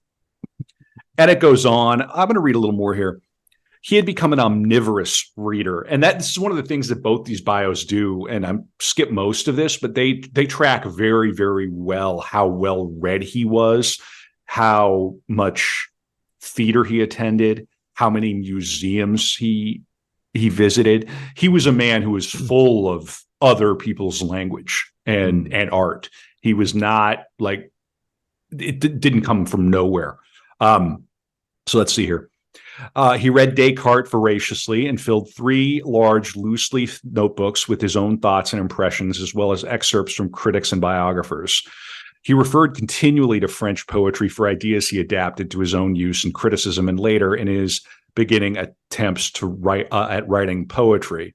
From Vale, Griffin, he moved on to Rimbaud, Baudelaire, and Apollinaire. finding in them techniques of elusiveness and arcane symbolism that suited his own style. Rimbaud's the one that I know Rimbaud and Baudelaire, and I can certainly see the connection between Rimbaud and Beckett. Mm-hmm. Max Jacob, who years later spoke of Beckett as a writer who deserved a wider audience, was at the time read avidly by the student Beckett. But most of all, he found himself returning again and again to the fifth canto of the Inferno, the never-ending flight of those who sinned in the flesh, the carnal and lusty, who betrayed reason to their appetite. This is the canto which figures most often in Beckett's writing. Dido, Semiramis, Cleopatra, Helen, and others, all swept away by passion. Also the tragic canto in which Dante is overcome by the sad story of Paolo and Francesca. No doubt, Beckett's own personal situation had something to do with his preference for this above all other reading matter. He had always been more at ease and self-assured around women than many of his contemporaries. He had become almost incredibly handsome, arrogantly poised and graceful. Thus, it was no surprise when so many of the women students at Trinity became infatuated with him. This would be a problem for him because, of course, Joyce's daughter would come to have a serious infatuation with him, which would strain his relationship with Joyce. Yeah. He infuriated them by being aloof and seemingly unmoved by their open and at times blatant declarations and invitations. And I'm glad we're getting into the women because there's going to be a whole section of this episode devoted to, I think the book is called Dream of Fair to Middling Women, which is very funny. He'd fit right in on the Bird website. It's all about fair to middling women. Okay. She's middling, bro. Wow. Like, yeah. Oh, yeah. Okay. Yeah. We're going to get to it. The only woman who mattered, and he would ultimately marry a French woman, but had like a lifelong affair with a second woman in London. Let's more rootless cosmopolitanism from Sammy. Okay. The only woman who mattered to him was Ethna McCarthy, also a student in modern language, and later to become one of Dublin's leading pediatricians. She was a remarkable woman, free and unfettered, who not only ignored the strictures by which properly brought up young women were supposed to conduct themselves, but who literally flew in the face of convention by deliberately behaving outrageously. She smoked in public, wore bright red low-cut dresses, and went unchaperoned to parties. Pubs and public meetings. Worst of all, she was seen brazenly entering men's rooms at Trinity in broad daylight to drink sherry and smoke cigarettes. She was several years older than Beckett, and while he followed her around like a friendly puppy, she responded by treating him as a faithful pet, someone to be patted on the head and thrown an occasional kindly bone. She probably allowed a relationship to develop because she was a generous woman. It was something in which she acquiesced for its brief duration because she knew how much Beckett wanted it, but she decided when it had lasted long enough to cut it off with surgical ruthlessness, shutting her ears to his pained entreaties. To her credit, she ended it graciously and thus retained his friendship for the rest of her life. They were ultra modern. He would have affairs, they would end, and people would stay friends. Right. It can be done, people. It can be done. I'm not the guy to talk to about that, but certainly you can find Brad on Twitter. Brad Mann's for relationship advice. No. X.com. Never had a piece of relationship advice. Never will. Jokes aside, that is a good follow. If you're not following us on Twitter, it's x.com/artofdarkpod. Yes. All right.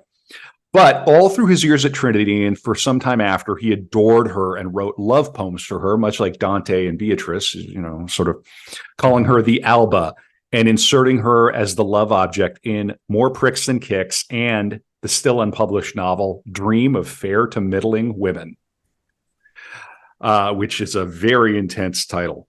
Yeah. I'm going to read a little more. His only other relationships with women parallel the euphemisms for masturbation and the brief therapeutic encounters with prostitutes or willing acquaintances he alludes to in More Pricks Than Kicks and Dream of Fair to Middling Women. There was such a strong feeling of shame attached to these, however, that his verbal and written self-castigation was especially harsh. Yeah. So he was a prostitute enjoyer, which different times, people would, it was a thing. And certainly when you go to Paris and be in Paris, it was just a thing. A little more here from this book, because they were grooming him to be a professor at Trinity. That's not what his family was sort of expecting. Yeah. So becoming a professor at Trinity certainly seemed more attractive than entering the family business. But Frank, his brother, was now in India, and the logical place for Beckett in his parents' minds was at his father's side, at least until Frank returned. While May chattered incessantly on the subject, Bill was strangely silent, and it is difficult to assess his role in these confrontations. Sounds like Mom was really large and in charge. Bill was just running the surveying business. Right. Going to make money. Yeah. Yep. Bill simply took it for granted that Frank would take over the business. Frank was given no option, and when he staged what was probably the only rebellion of his life by demanding to go into the Indian civil service, he was told by Bill coldly and dispassionately that he could have 3 years no longer. With Beckett, however, Samuel, it was a slightly different matter. He and Bill seemed to treat each other with polite deference, careful to skirt subjects which they did not have in common. Bill, whose education ended at 15, was puzzled by Beckett's interest in languages, but pleased by his excellent grades and scholarship. It was much easier for them not to talk about anything but sports, and so there was great affection and camaraderie in this area of common interest.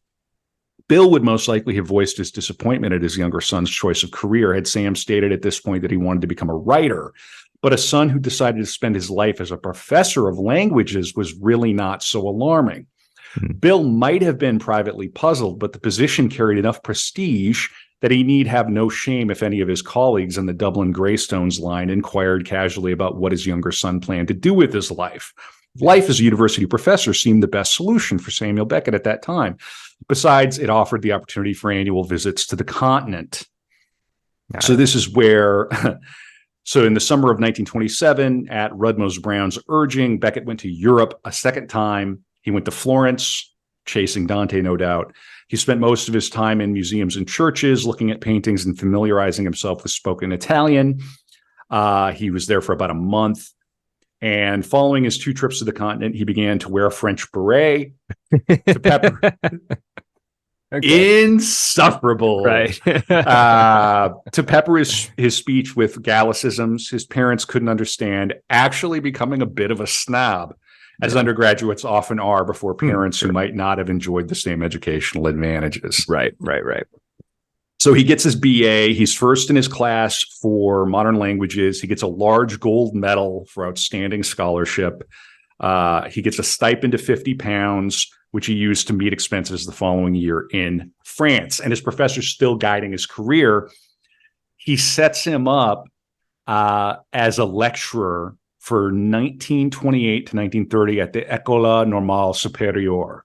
So the superior normal school, regular school in Paris. The appointment, however, did not begin until October 1928, and Beckett found himself with time to kill. So he went to Belfast and taught there, but he's being set up, and he really didn't like teaching. There's a bit about this. Beckett marked his students' papers in Belfast with such caustic and acerbic comments that any creative or critical instinct they might have developed was nipped in a very early bud. Many papers carried such scathing negative comments that the headmaster wrote his own comment upon them, asking the student and his parents to disregard Beckett's opinion. This sounds like our reviews on iTunes. Yeah. Be nice to us, guys. We're doing our best. Yeah. Sheesh. Yeah. We love doing this show. Bear with us. We don't always get everything right. We flipped around on the recent episode. We flipped around who introduced whom to Max Perkins. It was Fitzgerald that introduced Hemingway. Yeah, I think. Is that right? I'm not sure. I do remember we got it wrong in the episode, though. So now I'm not sure which way it's supposed to be. Yeah, we do our best, and if we get something wrong, we welcome feedback, especially if you're a longtime listener of this pod. We want to hear from you. You can we're very online. It says it right at the beginning. You can find us. We're at t.me/artofdarkpod. Yeah. These incidents were usually followed by a lecture from the headmaster. After one particularly nasty series of remarks, the headmaster entreated Beckett to take his teaching more seriously, for he had been entrusted with the education of young men who were the cream of Ulster. Yes, I know, Beckett replied dryly, all rich and thick. Nice. Nice. All right. So there's this period now where he's in Belfast. He's getting ready to go teach in Paris, and we're going to meet after Ethna, one of the first very serious love affairs of his life. And this gets a little nuanced, but it's really important because these people are going to figure heavily in his life. When the term ended, Beckett returned to Caldernat just long enough to pack his belongings for his first year in Paris at the École Normale. He persuaded his parents to pay for a month's visit with his aunt Sissy and her family in Kassel, Germany, and left in early September. Sissy's branch of the family was one with which May and Bill had had little contact over the years, and they were not especially happy that Beckett wanted to visit them. Why does he want to visit them? Right. He might not have been so insistent about going to Germany had he not met Sissy's daughter, Peggy, the previous winter when she was in Dublin to stay with their grandparents. Peggy Sinclair was a cool, green-eyed beauty who always wore green and was openly artistic and unorthodox in her behavior. Beckett was entranced. She was such a fascinating Quicksilver creature that he wanted to know more about her and the branch of the family that no one in Dublin seemed willing to speak about. Her mother, Sissy Beckett, was the youngest child and only daughter of a prosperous Protestant businessman who had grown up in an Anglo-Irish society where it was believed more classy to be Protestant than Catholic. One can imagine the consternation in her family when she announced that she wanted to marry William A. Sinclair, who was half Jewish. Oh, boy. Going off the reservation. Yeah. Sissy was an unlikely candidate for a bohemian life, with her businessman father, two brothers on their way to becoming prominent physicians, and a third, Bill, becoming every bit as rich and successful as their father. Mm-hmm. Yet she persuaded her parents to allow her to enroll in art classes at the Royal Hibernian Academy, where she was considered to be a promising artist. All right, so Beckett's going to go spend time in Germany with his Aunt Sissy, his cousin Peggy, and William A. Sinclair, called Boss, a term of respect in Dublin, indicating an all-around good fellow. I like that. Yeah. I like that. That's one thing I miss about living in New York City. How you doing, boss? So nobody calls each other boss out here in Minnesota. Because I can't imagine why. A very different vibe out here. Yeah. How you doing, boss? Yeah. Yeah. Anyway, William was a large man with flamboyant personality and considerable charm.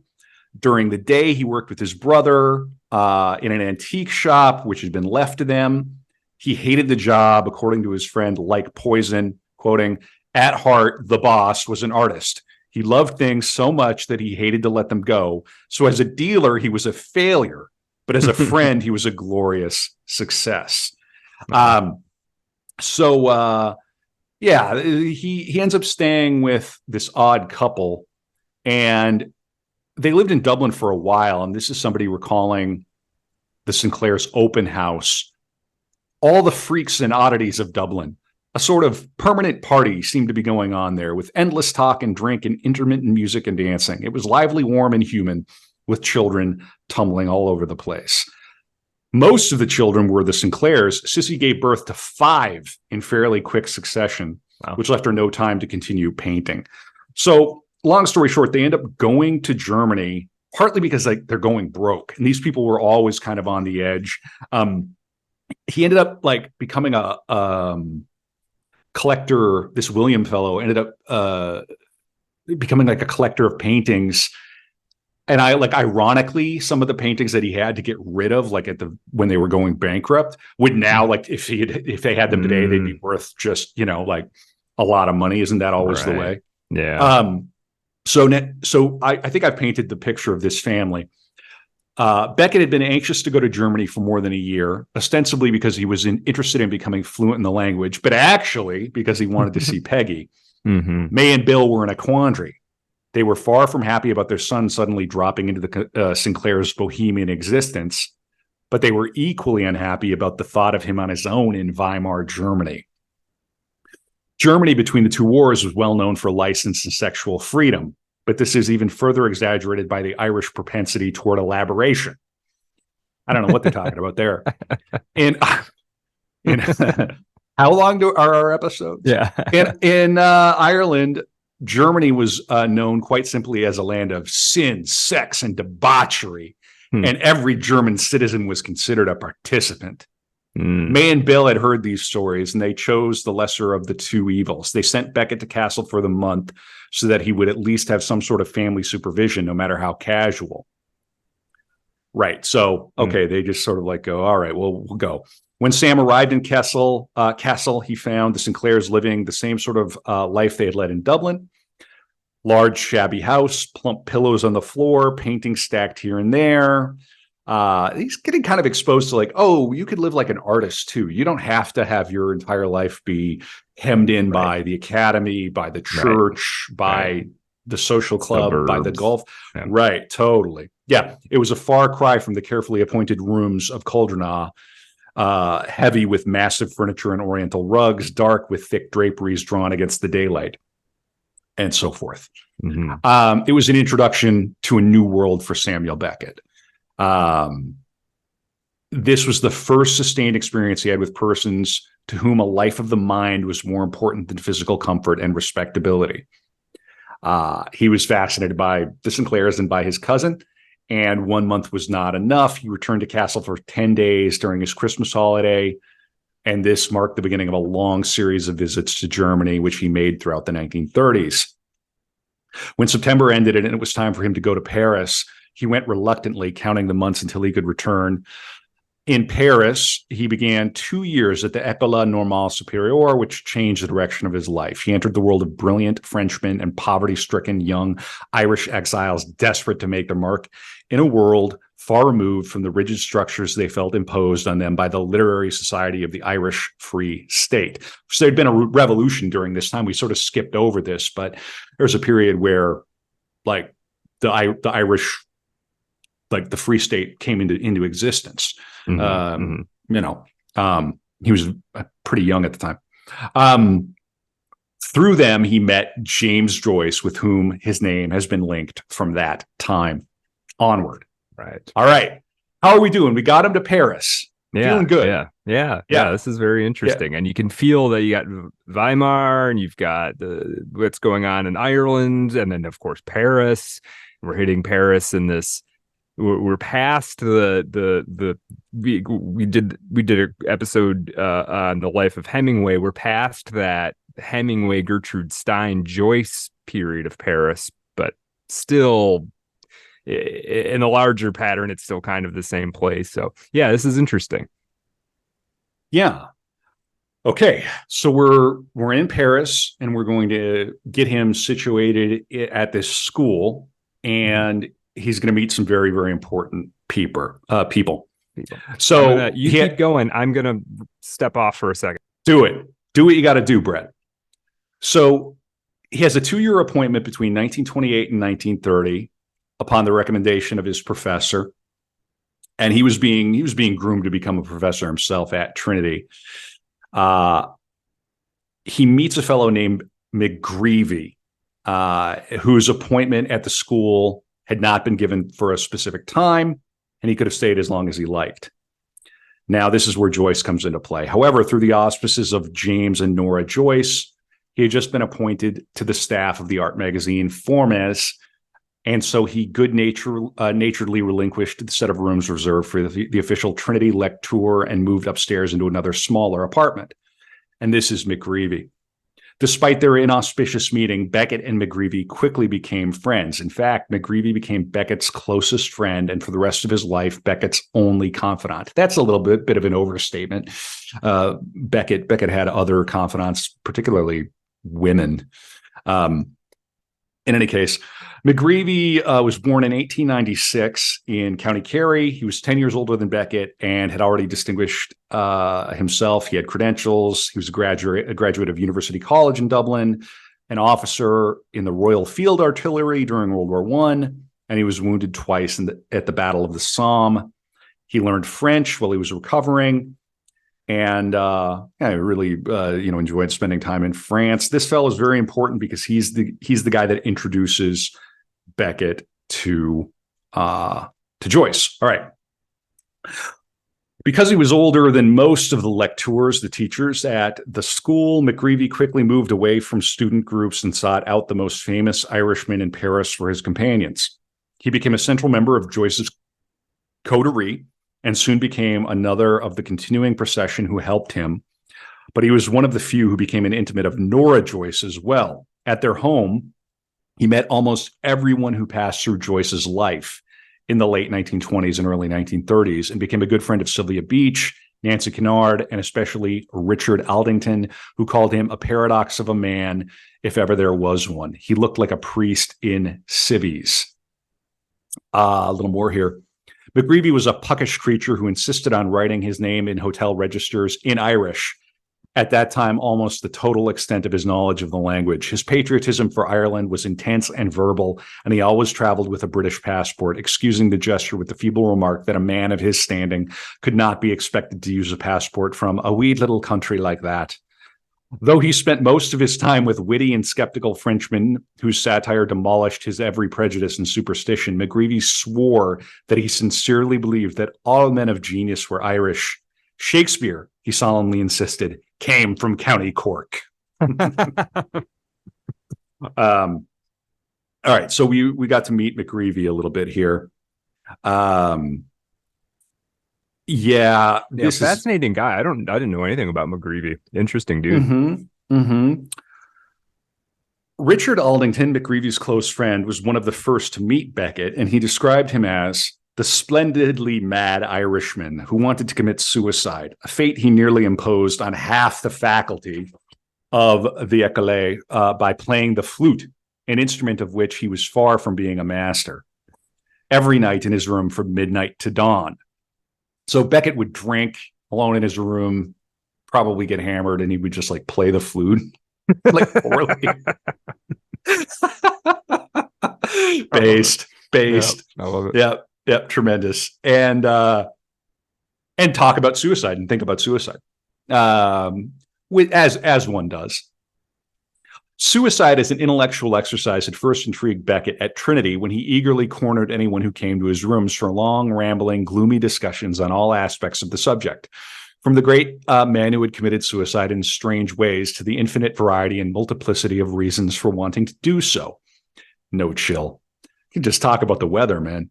Right. He himself, given to protracted periods of depression, wondered aloud for hours on end about the value of ending life. These conversations were boring to some of his friends, but others found them so disturbing that they actively sought ways to avoid going to Beckett's rooms. Sure. Beckett tried to continue these conversations in Paris with anyone who would listen, but the young Frenchman at École Normale had a more world-weary outlook than his Dublin companions, and they were very quickly bored by what most of them considered his affectations. The French have already internalized suicide. They don't need to talk about it. Right. I live in Paris, man. I guess this is grade school stuff. When they all tired of listening and went off to bed, Beckett entertained himself for the rest of the night with melancholy dirges on the flute. Just having a normal one, dude. Yeah. Can you imagine 3 o'clock in the morning and you hear him playing a dirge on the flute? Yep. After talking about suicide for hours, you're just hanging out just to get some of the whiskey or whatever he's drinking. Oof. Yeah. Beckett's proclivity for rising in the early afternoon became an established habit. McGreevy, too, often slept into the afternoon. His students usually found him in bed when they arrived after lunch for lessons. Beckett was in the habit of calling on McGreevy shortly after he awoke and usually hung about on the fringes of these animated discussions while McGreevy held court from the comfort of his large bed in the middle of the room. You wouldn't get away with this now. No. In any case, we're painting a picture of them. And let's get into the business about Beckett. Oh, I do like this. This is a little anecdote about him and one of his students. They were like doing an exchange. He was supposed to learn French from this guy. This guy was supposed to learn English from him. Okay. Beckett was at a loss as to how they should go about learning each other's languages. They sat in a student cafe awkwardly trying to avoid each other's eyes until Beckett suggested offhandedly that they read The Tempest, sharing the parts between them.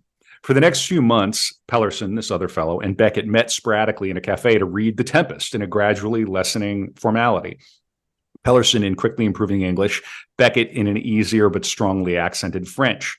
They became good friends when they discovered that both were interested in the same writers. Beckett wanted to talk about Joyce, while Pellerson, who knew many of the surrealist poets, wanted to share his ideas. They spent evenings in the famous cafes of Montparnasse, the Doma, and the Cupola, watching out of the corners of their eyes to see what famous persons were sitting at the other tables. Beckett had been a heavy drinker since Trinity, but whiskey was expensive in Paris, so he drank white wines, somewhat ostentatiously ordering the same brands as Joyce. What does Joyce drink? Mm-hmm. Joyce had a cult. I don't know if that came. It's been a while since we did that episode, but I hadn't quite realized that like they had reading parties for Finnegan's Wake before it even had the title. Yeah, that were like that scene out of The Master, practically. Right. A little less ominous, but the man was treated like a cult leader. Well, he was sort of otherworldly, unpredictable, and erudite, and for sure. Well, and he needed assistance too, right? Because his eyes had gone. Eventually, yeah. I don't know about in the late 20s if he was quite that bad yet, but certainly that was an issue. Yeah. Well, here we go. Enter stage right. Here comes Joyce. Beckett had met Joyce during his first month in Paris. McGreevy, who saw Joyce every day, had telephoned to ask if he could bring a young friend from Dublin to the flat that evening. Joyce said yes without thinking, but as soon as he put down the telephone, he regretted the invitation because 11 people were coming to dinner, and McGreevy and Beckett brought the total number of persons at the table to 13. Joyce tried to persuade someone to leave, to the amusement of several guests who did not know him well, but his intimate friends realized that he took simple superstitions in deadly earnest and was serious about wanting someone to go. Apparently, someone did leave before McGreevy arrived with Beckett, for the initial meeting was without incident. Wow. Well, we can't have 13 at the table, bro. Right. We can't. Everybody's like, oh, Joyce. Yeah. He's like, I'm serious. Somebody has to go. Get out. Yeah. Beckett knew of Joyce's reputation through Dublin gossip, and he had already read Ulysses. He was fascinated by the technique and considered it an important and influential novel. It's so interesting going through these biographies because there's a moment where he reads The Stranger and has a comment on The Stranger and goes, tell somebody else, you have to read this. I think it's important. And then later he reads The Catcher in the Rye and he writes somebody and he says, this is the best thing I've read in years. Just go like, yeah, fascinating. I mean, he would live into the 80s, if I'm not mistaken. Right. So he's not, that far away from us. I had met in my brief academic career, I met somebody who met him at Ohio State, like an older professor who had some interaction with him at Ohio State. Yeah, well, right. Yeah, because there's a later play where it's called like Ohio something or other. Mm-hmm. There was a period where, I mean, even pretty early coming up where he was sort of floundering around and he nearly ended up teaching in like upstate New York. Like you can't even imagine it. Right. Yeah. Okay. Beckett was eager to meet Joyce. For McGreevy, unlike some of the other young Irishmen who ran the multitude of errands Joyce dreamed up for them, spoke glowingly of him as the one original genius and greatest writer of the 20th century. But more than that, McGreevy had the uncanny knack of spotting talent before it was developed, and he was convinced that Beckett would become as great as Joyce. He was as proud to introduce Beckett to Joyce as Joyce to Beckett, and naturally, this was all very thrilling for Beckett. The first meeting between the two men was uninspiring. Joyce sat slumped in a deep chair, his thin legs twisted awkwardly around each other, replying laconically to conversation as it whirled around the eddy formed by his chair in the center of the room. A cigarette dangled from his long, thin hand, which was weighed down by a ring with an enormous stone, and he seemed oblivious of the ash, which grew longer and longer before it finally dropped onto his extraordinarily flower-patterned waistcoat. Beckett sat in silent fascination, trying not to stare, while McGreevy, with his boundless energy, chatted nonstop. Beckett was awed by Joyce, and Joyce was intrigued with the handsome young man with pale blue eyes, myopically vague behind small, round glasses, whose thinness was accentuated by his tight, ill-fitting French suit. In rapid fire succession, McGreevy gave Beckett's pedigree, Fox Rock, Trinity, ability on the cricket field, and academic honors. Joyce was delighted to find that Beckett had recently come from Dublin and could tell him almost everything he wanted to know about the city and the people. The relationship of the two men, 24 years apart in age, developed slowly but steadily after this meeting, as Beckett seized every opportunity to accompany McGreevy to Joyce's flat.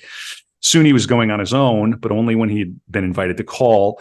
And indeed, until their last meeting, they called each other Mr. Joyce and Mr. Beckett. Nice.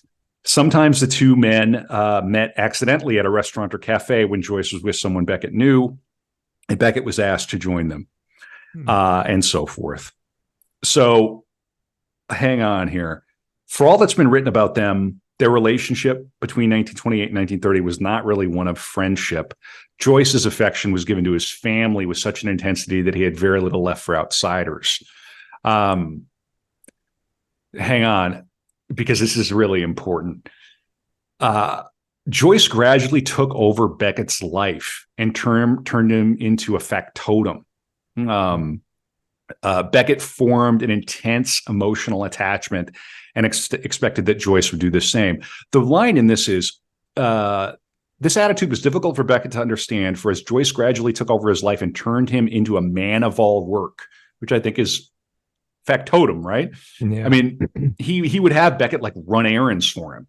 Like that was, yeah.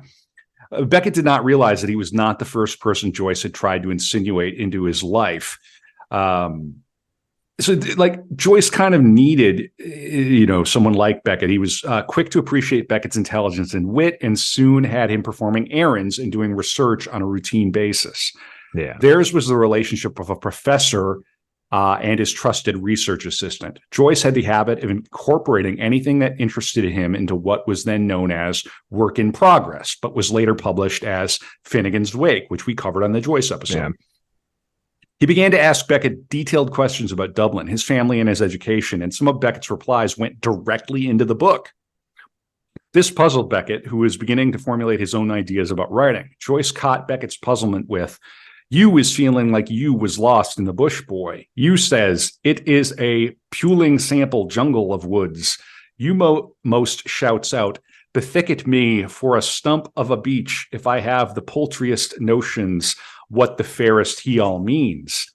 Much later in the book, and much later in their relationship, Joyce inserted an aptly sarcastic paragraph about Beckett.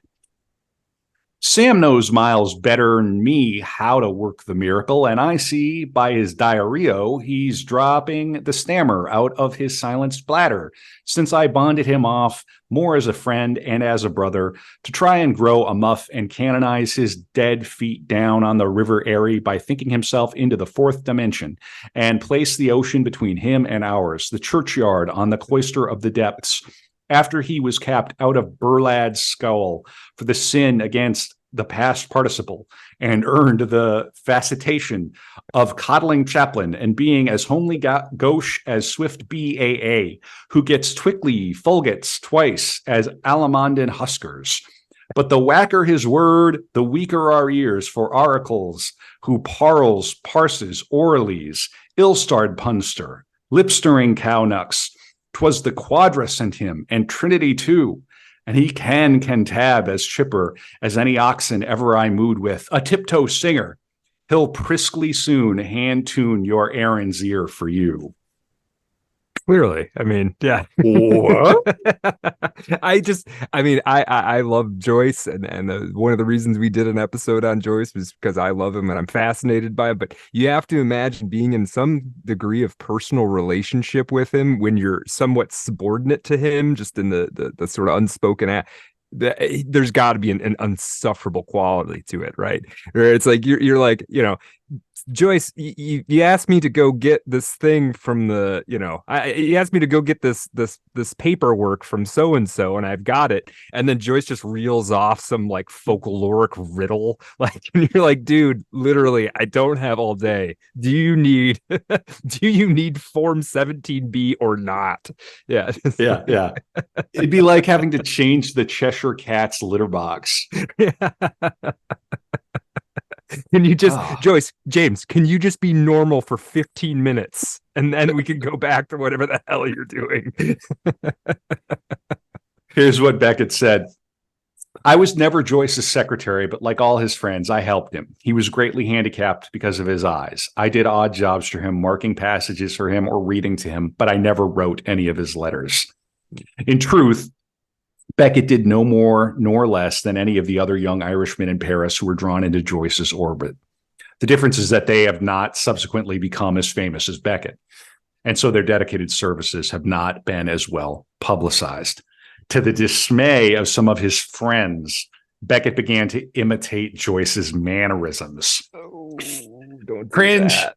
Cringe. Don't do that, man. He dangled his cigarettes carelessly from limp-wristed hands. Although he was nearsighted, his eyes were not then seriously troublesome, but he held books and paper up close to his glasses in the same attitude of languid exhaustion that Joyce affected in order to cover his very real inability to see clearly. Beckett even wore pointed-toe patent leather pumps that were too small because he wanted to wear the same shoe in the same size as Joyce, who was very proud of his small, neatly shod feet. Joyce had been vain about his feet since his youth, when poverty forced him to go about Dublin in a pair of white tennis shoes, the only footwear he owned. It is impossible to know if Joyce was even aware of Beckett's slavish gestures, for his eyes were so weak that he saw very little. What is intriguing about the imitative gesture is the sacrificial element involved in the picture of Beckett, suffering terribly from huge corns and terrible calluses, walking only with great pain. And the very first thing that happens in Godot is something possibly around this. He must have pulled off his shoes in much the same way as his character Estragon does, pulls off his horrible misshapen boots in the very first act of Waiting for Godot with a sigh of relief. So interesting. Okay, so there might be something there about peeling off the influence of Joyce in a way, right? I mean, yeah, interesting. Sure, that's fascinating. Sure, yeah, and you take your shoes off when there's nowhere to go. There's nowhere left to go. Yeah, interesting. Yeah. Oh, though, dude, you know, and just to put this in perspective, I mean, Beckett is, when this relationship starts, when he first meets Joyce, he's like 22 or thereabouts, right? 22, 23. Beckett's a very young man, and Joyce is the lion of Irish literature, of European literature by the late 20s. I mean, Ulysses has been out for a while, and you can see a young man becoming somewhat infatuated with him, but the whole like imitating his mannerisms, man, that is never good. Yeah, I mean, and he never had anything like this from his own father. Sure. Like, he could talk about sports and things with dad, but so, you know, he gets a father figure. Yeah, and Joyce was the kind of guy who probably knew something about everything. You know, poetry and art and probably sports. Joyce probably knew quite a bit about sports. It wouldn't surprise me at all. So, yeah, a little more about this because it's so important. Beckett sincerely considered Joyce to be one of the greatest writers of this century, if not of all time. His respect and admiration were boundless, and his reverence has not wavered, never did. In 1969, he admitted that Joyce had become an ethical ideal for him. Joyce had a moral effect on me, Beckett said. He made me realize artistic integrity. And this is something that continues to this day with Beckett's estate. They are very, very severe about how these plays are performed. They are not going to allow you to set Godot in space. Right, it's just not permitted. Yeah. You have to follow the stage directions. You have to cast it a certain way. Like, they're notorious for that. And that follows on him. There's something that would happen later. I'm not sure we're actually going to get a touch on it in detail, but where one of his stories was published with something excerpted. I mean, and he got to the point where he was like seriously considering involving lawyers because something was censored. He was, yeah. I mean, in any case, Joyce wrote amidst the terrible pain of failing eyesight, uncertain financial status, and disturbing emotional problems within his family. This ability to write each day, no matter what the circumstances of his personal life, had tremendous effect on Beckett, who was just beginning to think that he too could be something more than a professor and critic. Years later, he still marveled at Joyce's ability to write every single day of his life and complained of the torment of being at the mercy of a muse who came and went with capricious irregularity. From their first meeting in the fall of 1928, Beckett found himself bound up with the fortunes of the entire Joyce family. First, of course, with Joyce, who shortly before Beckett came to Paris had suffered another of collapses that seriously impaired his vision throughout his life. The attack, which doctors blamed on nerves rather than something organic, left him unable to see print and heavily dependent on others. And Joyce would, Beckett would take dictation for Finnegan's Wake. Can you imagine being in that position? Like, yeah, I know. Just the vibes alone. Like, yeah. Just Joyce spider dancing metaphorically, and like, every third word is not a real word, you know. Yeah, right. And there's an anecdote in one of these books where somebody knocked on the door and Joyce said, "Come in," and Beckett transcribed it, and then later was like, "Do you want me to take that out?" And Joyce was like, "No, leave it in." Right. Yeah. And that blew Beckett's mind. Beckett could not.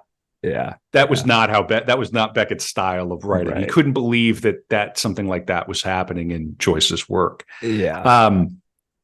Right. So Nora had a hysterectomy. Joyce became so upset that he insisted on having a bed placed in her hospital room.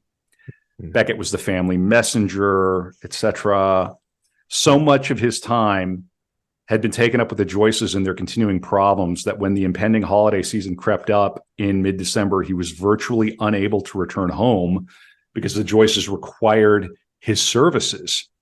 He told his disappointed family that his commitments in Paris were so pressing that he could not stay long enough in Ireland to make the journey worthwhile. But his real reason was because he wanted to go to Kassel instead. Mm-hmm. That fall, his attraction to Peggy had intensified. When he arrived in Germany, he discovered she was much the same as he had left her: headstrong, willful, imperious, and beautiful. She bewildered Beckett with her perpetual energy and bursting health. She was intelligent and as capable of returning banter as initiating it, and she spoke her native English with such a strong German accent that Beckett called her his Irish Fräulein. She could tell jokes in several languages, and playing word games and flirting during piano duets were her standard behavior. She practiced her wiles on the steady stream of young men of many nationalities who came to the house to call on her and her three sisters. But with her first cousin, her teasing took on a slightly different tone. She was more gentle and less appraising than she was with her other suitors. Beckett's emotional turmoil increased as Peggy flitted about, first enticing him into performing on the piano while she sat beside him and sang, then disappearing for hours on a shopping expedition, taking another man along to carry her packages. He was 23 years old, but none of his relationships with women had prepared him for coping with Peggy. Until now, most of the young women he knew had been family friends, proper young women from the same Dublin background, to whom he had given little more than polite condescension, etc. So he's having this, situation with Peggy. She has him in his thrall, and he's powerless when confronted with the force of her vivacity. Beckett was much like his fictional character, Balakwa Shua. That was the name for his stand-in in some of his writing. Balakwa Shua, named for Dante's slothful inhabitant of purgatory, who became the hero of the unpublished novel Dream of Fair to Middling Women, which he would write between 1931 and 1932. In it, he calls Peggy the Smelderina Rima because of her deep green eyes and her passionate love of green clothing. He called her everybody's darling, young and lovely, and so funny with her off-color jokes that amused her sisters. Although she acted as though she could not play the piano, she was able to improvise both in playing and singing. News of Beckett's infatuation with Peggy drifted back to Foxrock, where it was received glumly. Oh, Bill was non-committal, but May was furious. No. Sam was too young, she said, to think seriously about anyone, especially his first cousin. Yeah. More to the point was Peggy's half-Jewish background. Bill Beckett had been forbidden by his parents to take even a passing interest in a Catholic. Now his son was seriously involved, so it seemed to them in Dublin, with a girl whose heritage was Jewish, even though no formal religious practice had ever occurred in the Sinclair family. May and Bill's only consolation lay in the brevity of the holiday, and they felt somewhat easier when Beckett returned to Paris shortly after the beginning of 1929. All right. So, okay, we're painting a picture of where Sammy's at. Going to move forward a little bit here. In 1929, he published his first work, a critical essay titled Dante, Bruno, Vico, Joyce. This is an essay that defends Joyce's work and method, chiefly from allegations of wanton obscurity and dimness. Dimness. And, okay. Yeah. And was Beckett's contribution to our examination round his factification for incamination of work in progress. A book of essays on Joyce, which also included contributions from Eugene Jolas, Robert McAlmon, and William Carlos Williams. So he writes a devoted essay about Joyce in the continuity of European letters. Yeah, that was that examination was Joyce. It was actually, I think, an attempt for Joyce to self-promote, because he had Ulysses and then this big span before Finnegan's Wake came out, and really no other publications in between. And so he got bits and bobs of Finnegan's Wake had been published and shared with people. And so he literally convinced a bunch of people to write a book of critical essays on Finnegan's Wake before Finnegan's Wake ever came out, which is an interesting move. Yeah. It's a boss move. It's the kind of thing you do if you're a literary cult leader. Right. Right. Yeah. But of course, he backed it up. I mean, it's not like he's just making stuff up. All right. Beckett's close relationship with Joyce and his family cooled, however, because he had a complicated relationship with Joyce, further compounded because of a relationship that developed with his daughter, Lucia. Yeah. He had been introduced to Lucia the very night he met her father, and her mother and brother Giorgio as well. There were a number of other young women present that evening, Irish, American, and French, but Beckett told several friends later that he found Lucia the most striking. She was slender and graceful, with her mother's features and dark hair and brilliant blue eyes. She was sensitive about a small scar on her chin and a squint, which she had unsuccessfully tried to have corrected by surgery. At 22, Lucia was 1 year younger than Beckett and, like him, was in a state of emotional uncertainty. He was awkward and unsure of himself when the women he had met in Paris, especially those around Joyce. She was also awkward with men, but she was anxiously seeking an involvement or an alliance, always with marriage in mind. Her life as Joyce's daughter had not been tranquil, as her family had wandered from Trieste to Zurich to Paris, and her education had suffered from all these moves. Throughout her life, she had taken lessons in drawing, singing, and 7 different forms of dancing, but after varying periods of intense concentration and practice, she found some excuse to forgo each one. She made no friends in Paris, and the few friendships she formed were usually with persons who were her father's friends first. For Joyce hardly ever accepted invitations that did not include his family. She was accustomed to dining nightly with her parents, her brother, and her father's friends. So she's just sort of trapped in Joyce's orbit. Mm-hmm. The women with whom she did strike up a lackadaisical relationship were either young married women with families or women who were busy making a name for themselves. There were no young unmarried women whose approximate age and background resembled Lucia's. She was a lonely young woman in the midst of so much artistic activity. Everyone else seemed to be writing, painting, publishing, or composing. Everyone else was living alone and seemed to be independent of family. None of this mattered to her brother Giorgio, who was not possessed by the same fierce intensity to create that his sister felt. And it goes on about him a little bit, but let's see here. So she was sort of like on her own, and now this gets into her mental state. Her parents began to be aware that something was seriously wrong with Lucia, although her father could not yet face the fact. Her mother began to criticize her openly and with some justification.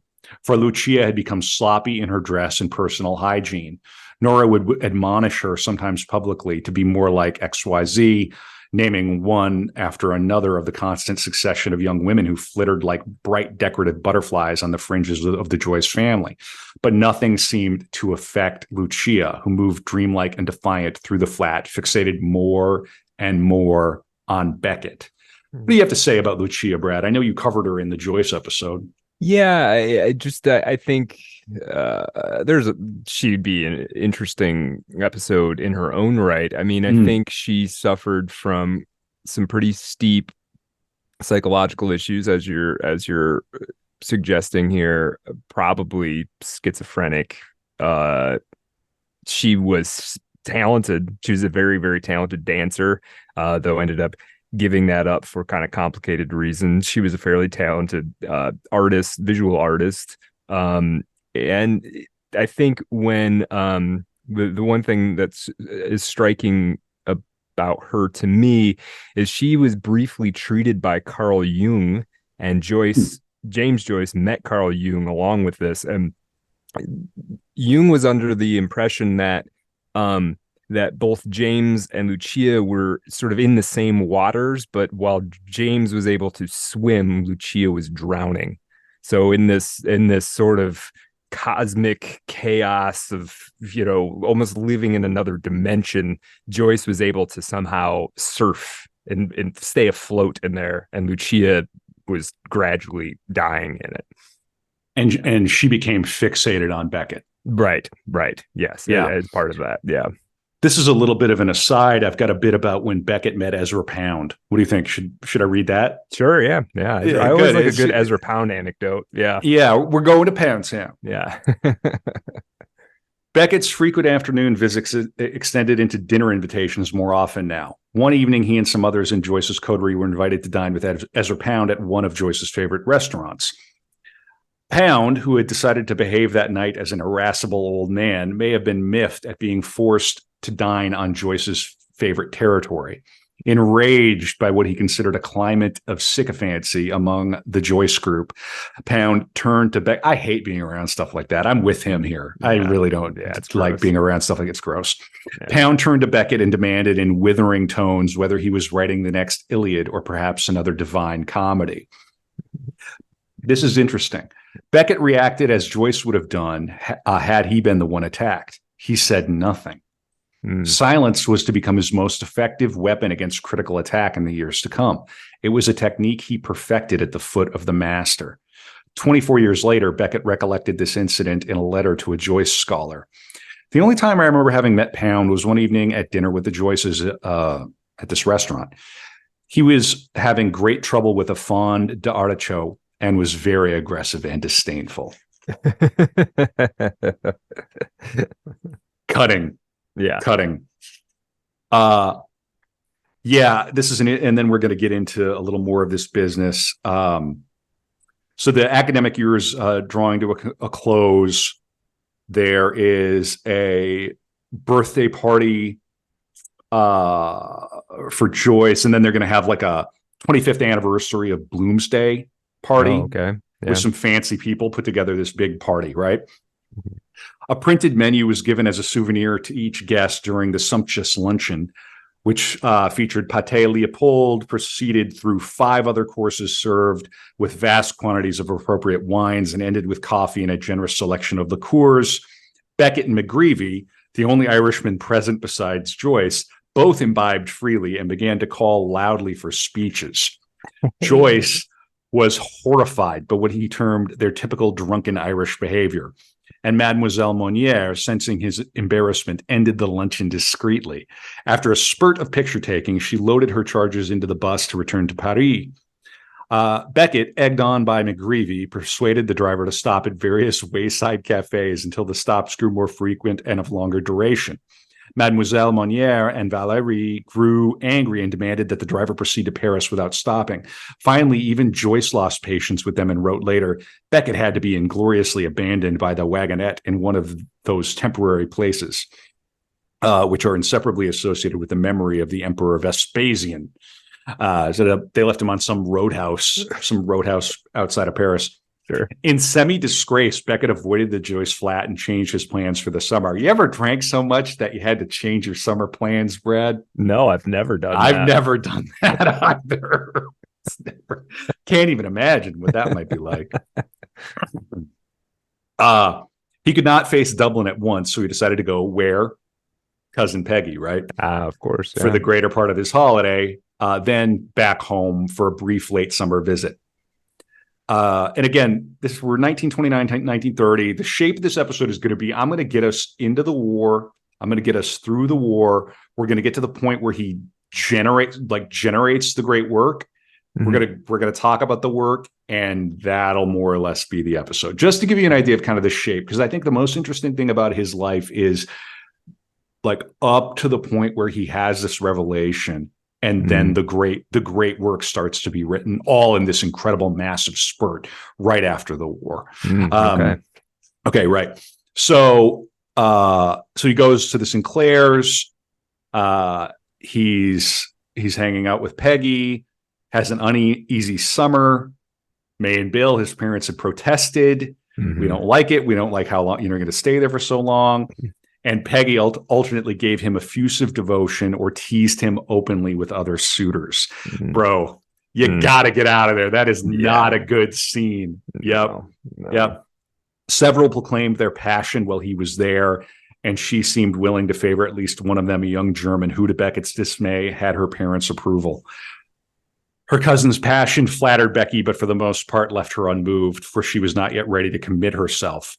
Almost 30 years later, Beckett wrote about the summer of 1929 in one of his most autobiographical writings, Krapp's Last Tape. Do you know about Krapp's Last Tape? Yeah, a little bit. Yeah, I've read it years ago, and I've watched a performance of it. Yeah, that's a great note to make. There is some very good Beckett on film. There's, in fact, I think there's almost like the complete dramatic works have been put to film. There's a huge box set. You could find a lot of this stuff on YouTube.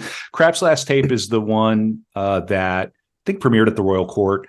It's a one-act play. It's considered one of his major plays, and it's a fellow named Krapp, which is pretty funny, who had taped himself all through his life, and he's making one last tape.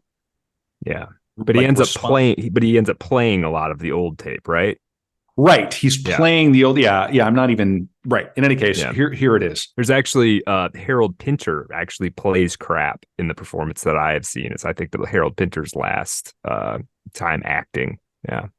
I remember when I first landed at the Royal Court as a playwright in their great young writers program, everyone was over the moon because Pinter had just passed through. They were just, couldn't believe it. I'm like, right. Who? I learned a lot. I was very young. I learned a lot. Sure. Yeah, I'm still learning a lot. Yeah, you can go see that actually. There's a recorded version of Pinter doing Krapp's Last Tape. That's I think it's floating around on YouTube actually. Yeah. And if you want to get at Beckett, that material online is a good place to start. Obviously, ideally you're going to go and actually see productions if you can find them. Yeah. So this is from Krapp's Last Tape. Scalded the eyes out of me reading Effie, which is a novel she was reading. Again, a page a day with tears again. Effie. Could have been happy with her up there on the Baltic and the pines and the dunes. Could I? And she? Pah! Funny. Came in a couple times. Bony old ghost of a whore. Couldn't do much, but I suppose better than a kick in the crutch. Gooseberries, she said. I said again I thought it was hopeless and no good going on, and she agreed without opening her eyes. I asked her to look at me, and after a few moments she did, but the eyes just slits because of the glare. I bent over her to get them in the shadow, and they opened. Let me in. We drift in among the flags and stuck. The way they went down, sighing before the stem. I lay down across her with my face in her breasts and my hand on her. We lay there without moving, but under us all moved us gently up and down and from side to side. I mean, that up and down is similar to the sign of the cross.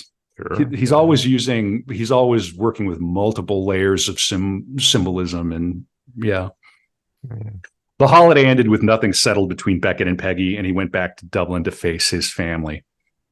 May received him in pained silence and let him know that his refusal to spend all his free time in Caldernagh had upset her. Bill tried carefully to avoid confrontation with May, and so forth. Frank's still in India. Yeah, there's a thing with, what we're seeing with his mother. It's almost like nothing Beckett would have done would have made her happy anyway. So, you know what I mean? You get to one of those things, it's like, well, she's going to be pissed off no matter what I do. Yeah. Yeah, it's interesting. And that would go on. They just had a tense relationship for a very, very long time. Yeah.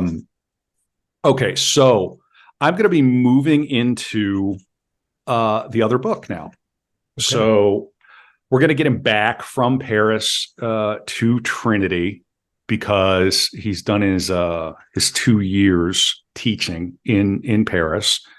And this other book, Damned to Fame, the prose style of this one is a little more welcoming. Okay. Let's see here. All right. Can you imagine having Beckett as a teacher?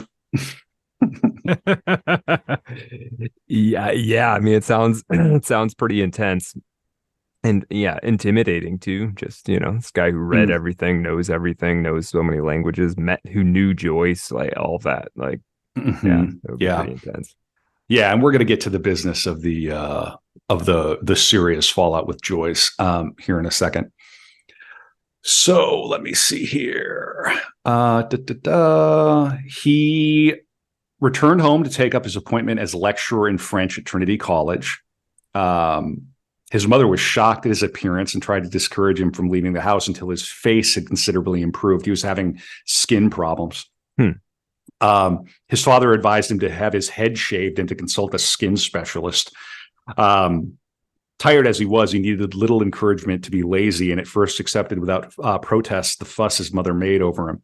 He wrote to McGreevy, "Today I am sitting by the fire, listening to the rain and the trees and feeling ideally stupid. I suppose I will read the Strand magazine until it is time for tea, and then the Illustrated London News until it is time for dinner, and then listen to Liebestraum and the French Wireless until it is time for bed. When I have put on 2 or 3 stone and achieved a complexion like Beaufret's, I may be released." You can get a sense of his wit and erudition there. He was not having a good time at home. He says, "This life is terrible, and I don't understand how it can be endured. Quip, that most foul malady, scandal, and kindness. The eternally invariable formulae of cheap quip and semi-obscene, entirely contemptible, potent, chez Rudy and in the common room club, and kindness here at home, pumped into me at high pressure." So they really wanted him to become to get on staff at Trinity permanently. Sure. There's a little anecdote about how proud his father was of him when they were able to go through one of the gates using a key that only the staff for the university college had. Yeah. But he very rapidly came to the conclusion that he would be unlikely to stand this kind of life for more than a year. So he ended up going to I think he ended up living again on the college to sort of get away from his family. Let's see here. This is going to end with him quitting the college, which and doing it. I mean, he actually gives a real proper Irish exit here. No pun intended. Yeah. All right, so let's see here. This is important. In the summer term, Beckett was able to teach for only a few weeks before he was struck down by a severe attack of pleurisy at the end of May. Rudmose Brown and Pellerson were obliged to take over his classes, so he's teaching at Trinity now. And it was several weeks before he was well enough to return to work. Probably in order to help him to fully recover, Beckett and his brother planned to spend a month's holiday together in France starting at the end of June. They intended to make their way to the Mediterranean, then travel along the coast until they reached Le Lavando in Var. There, they had arranged to meet some friends, etc., etc. Before this could happen, however, a dreadful scene took place between Beckett and his mother that was to shatter the fragile peace of their home. Correspondence between Beckett, McGreevy, and Prentice allows us to piece together a fairly coherent picture of what happened, although there remains some doubt as to the precise cause. Okay, it goes on a little bit here. One day, while her son was out walking, May Beckett came across some of his writing that he had left out on a table. She cast a casual eye on it, then started to read with a mixture of growing horror and disgust. When Beckett returned to the house, he found his mother in a state of blind fury. A blazing row ensued in which she told him that she was appalled at what she had just read and that she would not have him writing such monstrous work under her roof. Noting that Beckett could nothing that Beckett could say would placate her. When Frank and his father returned home from the office, it was to find a distraught May not speaking to an unhappy Beckett who was waiting to leave, his bags already packed with the offending work. Attempts to intercede on his behalf by his father and his brother came to nothing. His mother was adamant that he could not stay. So a stunned, miserable Beckett found himself fleeing back to his rooms in Trinity College 2 weeks before the projected holiday. Wow. All right. So what could have offended her, right? People are sort of like speculating. And this is good because this will get us into a little bit of writing, right? Mm-hmm.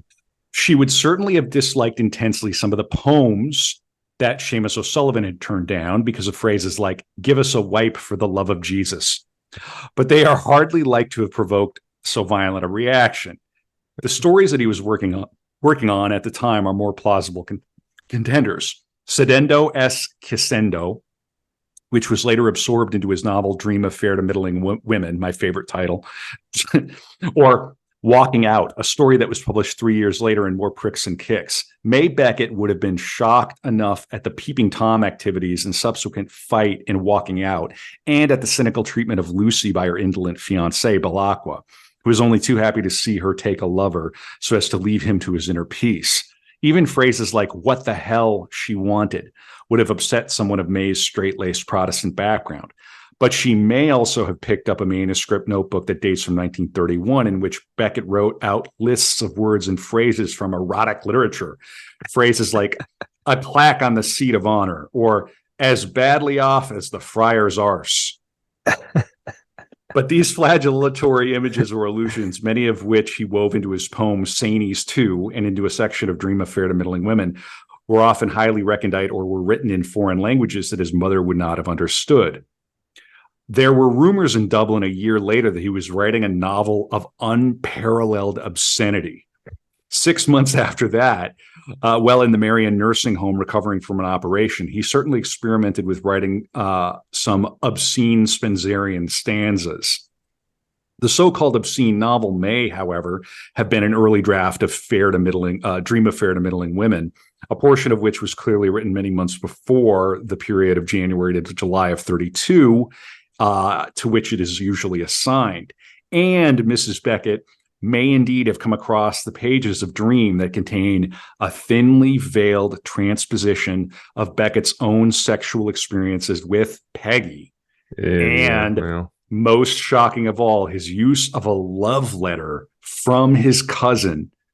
This would certainly go a long way toward explaining her horrified response. Well, yeah.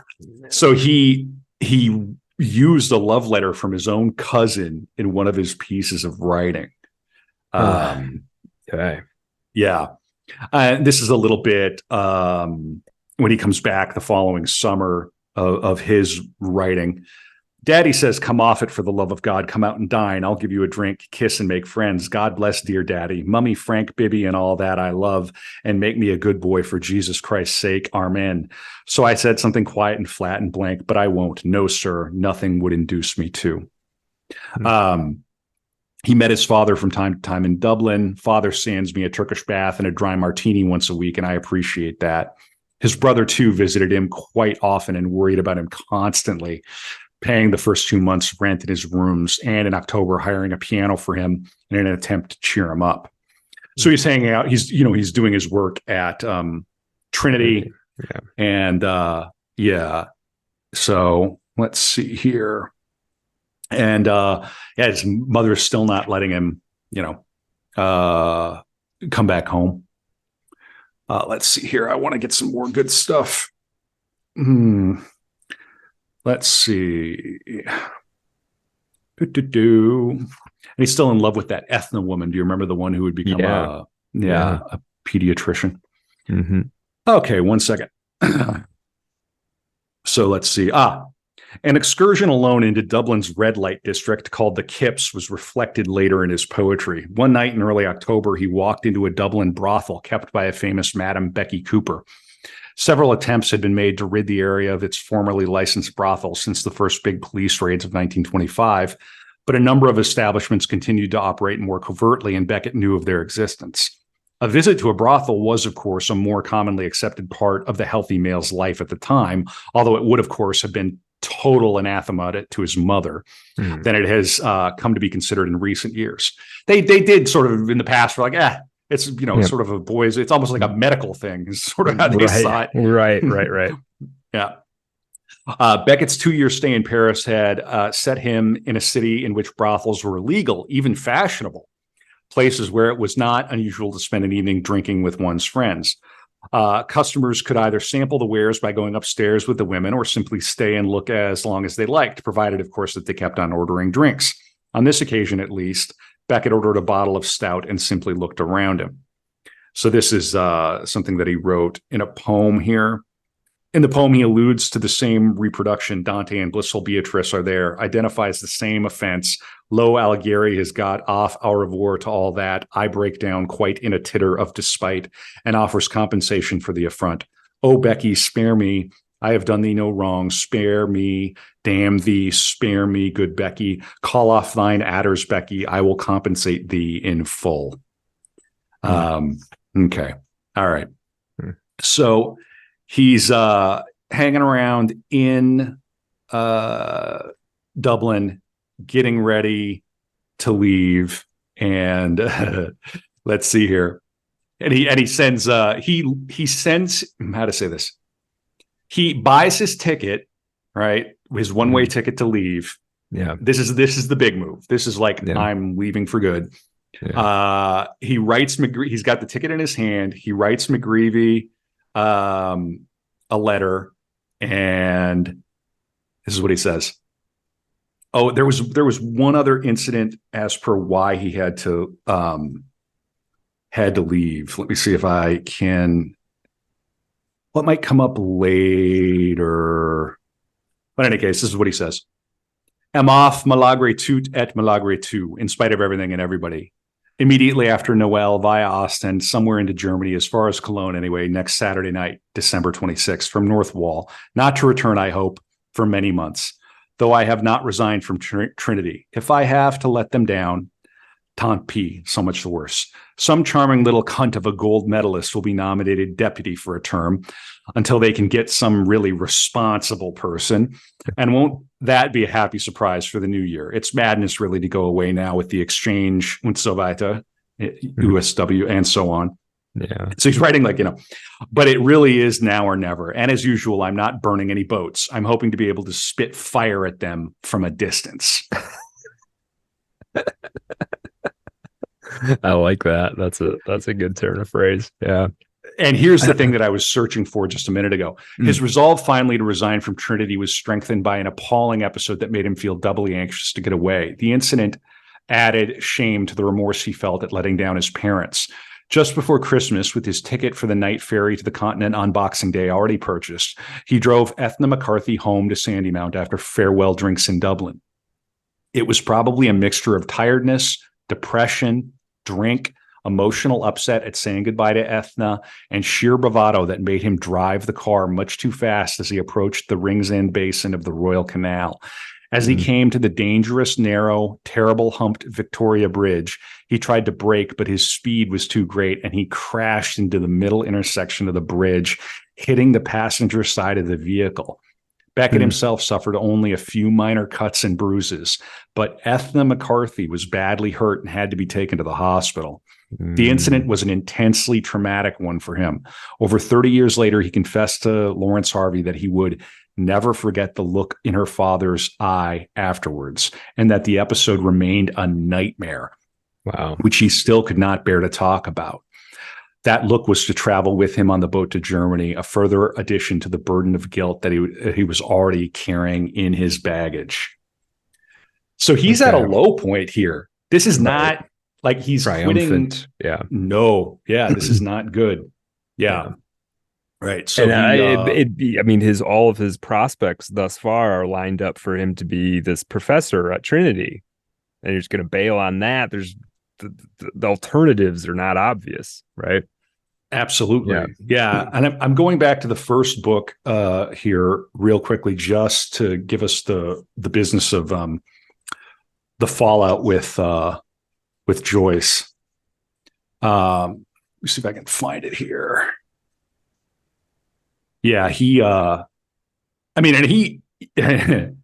we go. Lucia tried to force a resolution to the situation by inviting Beckett to a lunch in a small Italian restaurant. Lucia had taken great pains with her usually sloppy appearance. Beckett did not want to be alone with her, and so he persuaded Georges Pellerson to go along. The unwitting Pellerson knew nothing of the crisis Beckett anticipated and accepted the invitation for a free lunch. They waited for Lucia outside the restaurant and watched as she came up the street smiling at Beckett. When she discovered that he had invited Pellerson to join them, her face fell and she began to quiver. She composed herself and allowed the two men to escort her into the restaurant, where Beckett carefully seated her on the banquette and sat opposite on a chair next to Pellerson. The silence thickened throughout the meal, and she fell into like a trance. Her lipstick smeared, her mascara blurred. And this says the awful moment had come at last, the one he had been dreading. He told Lucia that he only came to the flat to see her father and could not continue to see her. Lucia behaved erratically for a time, then grew depressed, and both her parents were terrified at what would happen to her. Nora was furious with Beckett, whom she accused of leading Lucia on, ingratiating himself into her affections under false pretenses. Joyce, in tones of icy rage, informed Beckett that he was no longer welcome in his home or his presence. The break that Beckett had feared became a reality. All right. I'm just trying to paint this picture of where he's at right now. And this is a moment where like this could have gone wrong. Yeah. Joyce is his connection to something, right? That breaks off. Yeah. It's some of these boats are getting burnt for sure. Yeah. Let me see here. Let's see. This is something else that he wrote around this time. I'm too tired and too poor in guts or spunk or whatever the stuff is to endow the old corpse with a destination and buy a ticket and pack up here. The potamus waits for his angels. And really, I can't seriously suppose that there's anything I want to rid myself of or acquire, no growth of freedom or property that can't be shed or assumed with as absurd a coefficient of plausibility here in the miasma in Dublin as anywhere else. A nice, quiet life punctuated with involuntary exonerations. Albas, and he's talking about the poems he had just written. And isn't my navel worth 10 of anyone else's, even though I can't get a very good view of it? So he quits this job he's estranged from his mother. He quits this job at Trinity, and he's living like in poverty in Paris, like near, like just hand to mouth. And he would go on and he would have like, he'd try to get money for translations. He'd try to get money for anything that he could sort of, make a living writing. At a certain point, he kind of just says like, maybe I'll go back to teaching. Like in London, there's a period, but it just never. So, okay. All right. We're going to blast forward here a little bit. How are you doing, Brad? Are you good? Where are you at? No, this is interesting. Samuel? Well, I know he's in Paris now, and I think he more or less stays until World War II. And so, I'm sort of interested in like, how is he this next I don't know what year we're in exactly, 6 or 7 years or whatever it is. Yeah, how is he getting by? What is he producing? Yeah, this is a mysterious period for me. So there's a lot of travel in Germany that comes up, but yeah, I mean, at this point, basically, he's sort of like gone and going to be in Paris. So he wins a prize for a poem called Horoscope, spelled okay. Horoscope, right. Like a lady of the night, his friends. Yeah. And it draws on a biography of Descartes that Beckett happened to be reading. And this is a little bit from Frank. So thanks again for helping with the notes, Frank. Nelson, one of the biographers, the one I've been reading from here, who wrote Damned to Fame, says that Beckett wrote this poem in a matter of hours on the 15th of June of 1930. The idea of composing it at all was suggested to him by Tom McGreevy, who called at his room the same afternoon. McGreevy had learned that the novelist Richard Aldington and the poet-publisher Nancy Kennard were sponsoring a contest for a poem of not more than 100 lines. Okay. He also knew that Nancy Kennard hoped to publish the poem, provided that it reached a high enough standard. But what was just as important to Beckett at the time was that the prize of £10 that was on offer for the winning poem, it might allow him to stay on longer in Paris. Like, that's where we're at, right? Like, right. And apparently the people publishing the poem had told this fellow, had told McGreevy that they were not happy with the quality of the poems, right? So now McGreevy goes to Beckett and says, like, look, this is the 11th hour. If you can write a poem, and I'll take it personally over to Nancy's office. Right. And put it on the top of the stack. Yeah. And the competition closes at midnight. And then, like, you know, he wrote the poem, and this is if what he it said. Doesn't suck, we'll get you £10. Yeah, exactly. We need more stuff like this, by the way. Like, if there were more just like easy $5,000 prizes, like crypto bros, come on, man. Like, just take some of your loot and start doing this. You could do a lot. You could germinate entire scenes by endowing like a $10,000 a year prize. Change some writer's life out there. Yeah, absolutely. Anyway, pay off the everything ever, but like, if you're trying to make some things happen, and oh my gosh, you just made $5,000 off of something, like that's not only a bit of money, but that's some energy you can validation going for a couple of years on that kind of energy. So absolutely. And you make somebody's year with something like that. And if you feel like the culture's been hijacked by people who don't share your values, put your money where your mouth is. I mean, we really need more of that, for sure. All right. So Beckett said he wrote the first half before dinner, had a guzzle of salad and chambertine at the Cochon de Lait, went back to the École and finished it at about 3 a.m. Then walked down to the Royer Guénégaud and put it in your box. That's how it was, and them were the days. Yeah. Have you ever read Horoscope? I have not. No, this is a whole new thing to me. I'm just going to read like the first 3 or 4 stanzas just to give you an idea of how cerebral it is. Okay. And yeah. What's that? An egg? By the brother boot, it stinks fresh. Give it to Galileo, how are you? And his consecutive thirds. The vile old Copernican lead-swinging son of a settler. We're moving, he said. We're off. Porca Madonna. The way a boatswain would be. Or a sack of potato-y. Charging pretender. That's not moving. That's moving. What's that? A little green fry or a mushroomy one? 2 lashed ovaries with prosciutto? How long did she womb it, the feathery one? 3 days and 4 nights? Give it to Gillot. And it goes on. But, so... that's like cutting room floor Joyce, pretty much. There you go. Yeah.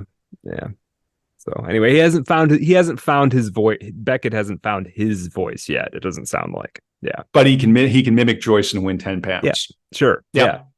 All right. So when Beckett resigned from Trinity at the end of 31, his brief academic career was at an end. He commemorated it with a poem, Gnome, which was inspired by his reading of Johann Wolfgang Goethe's Wilhelm Meister's Apprenticeship, and eventually published in the Dublin Magazine in 1934. This is the poem.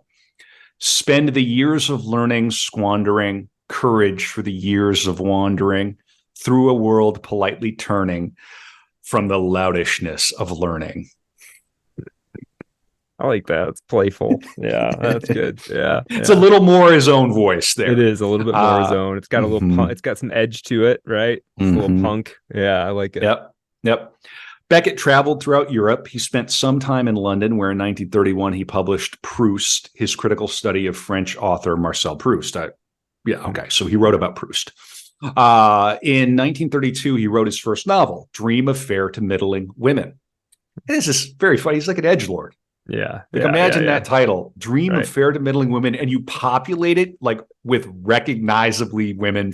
You include your own cousin's love letter to you. My God. And your mother. I mean, it's just Sam, you're going to kill your mother. Right. You're killing your mother. Yeah. Really? Right? Yeah.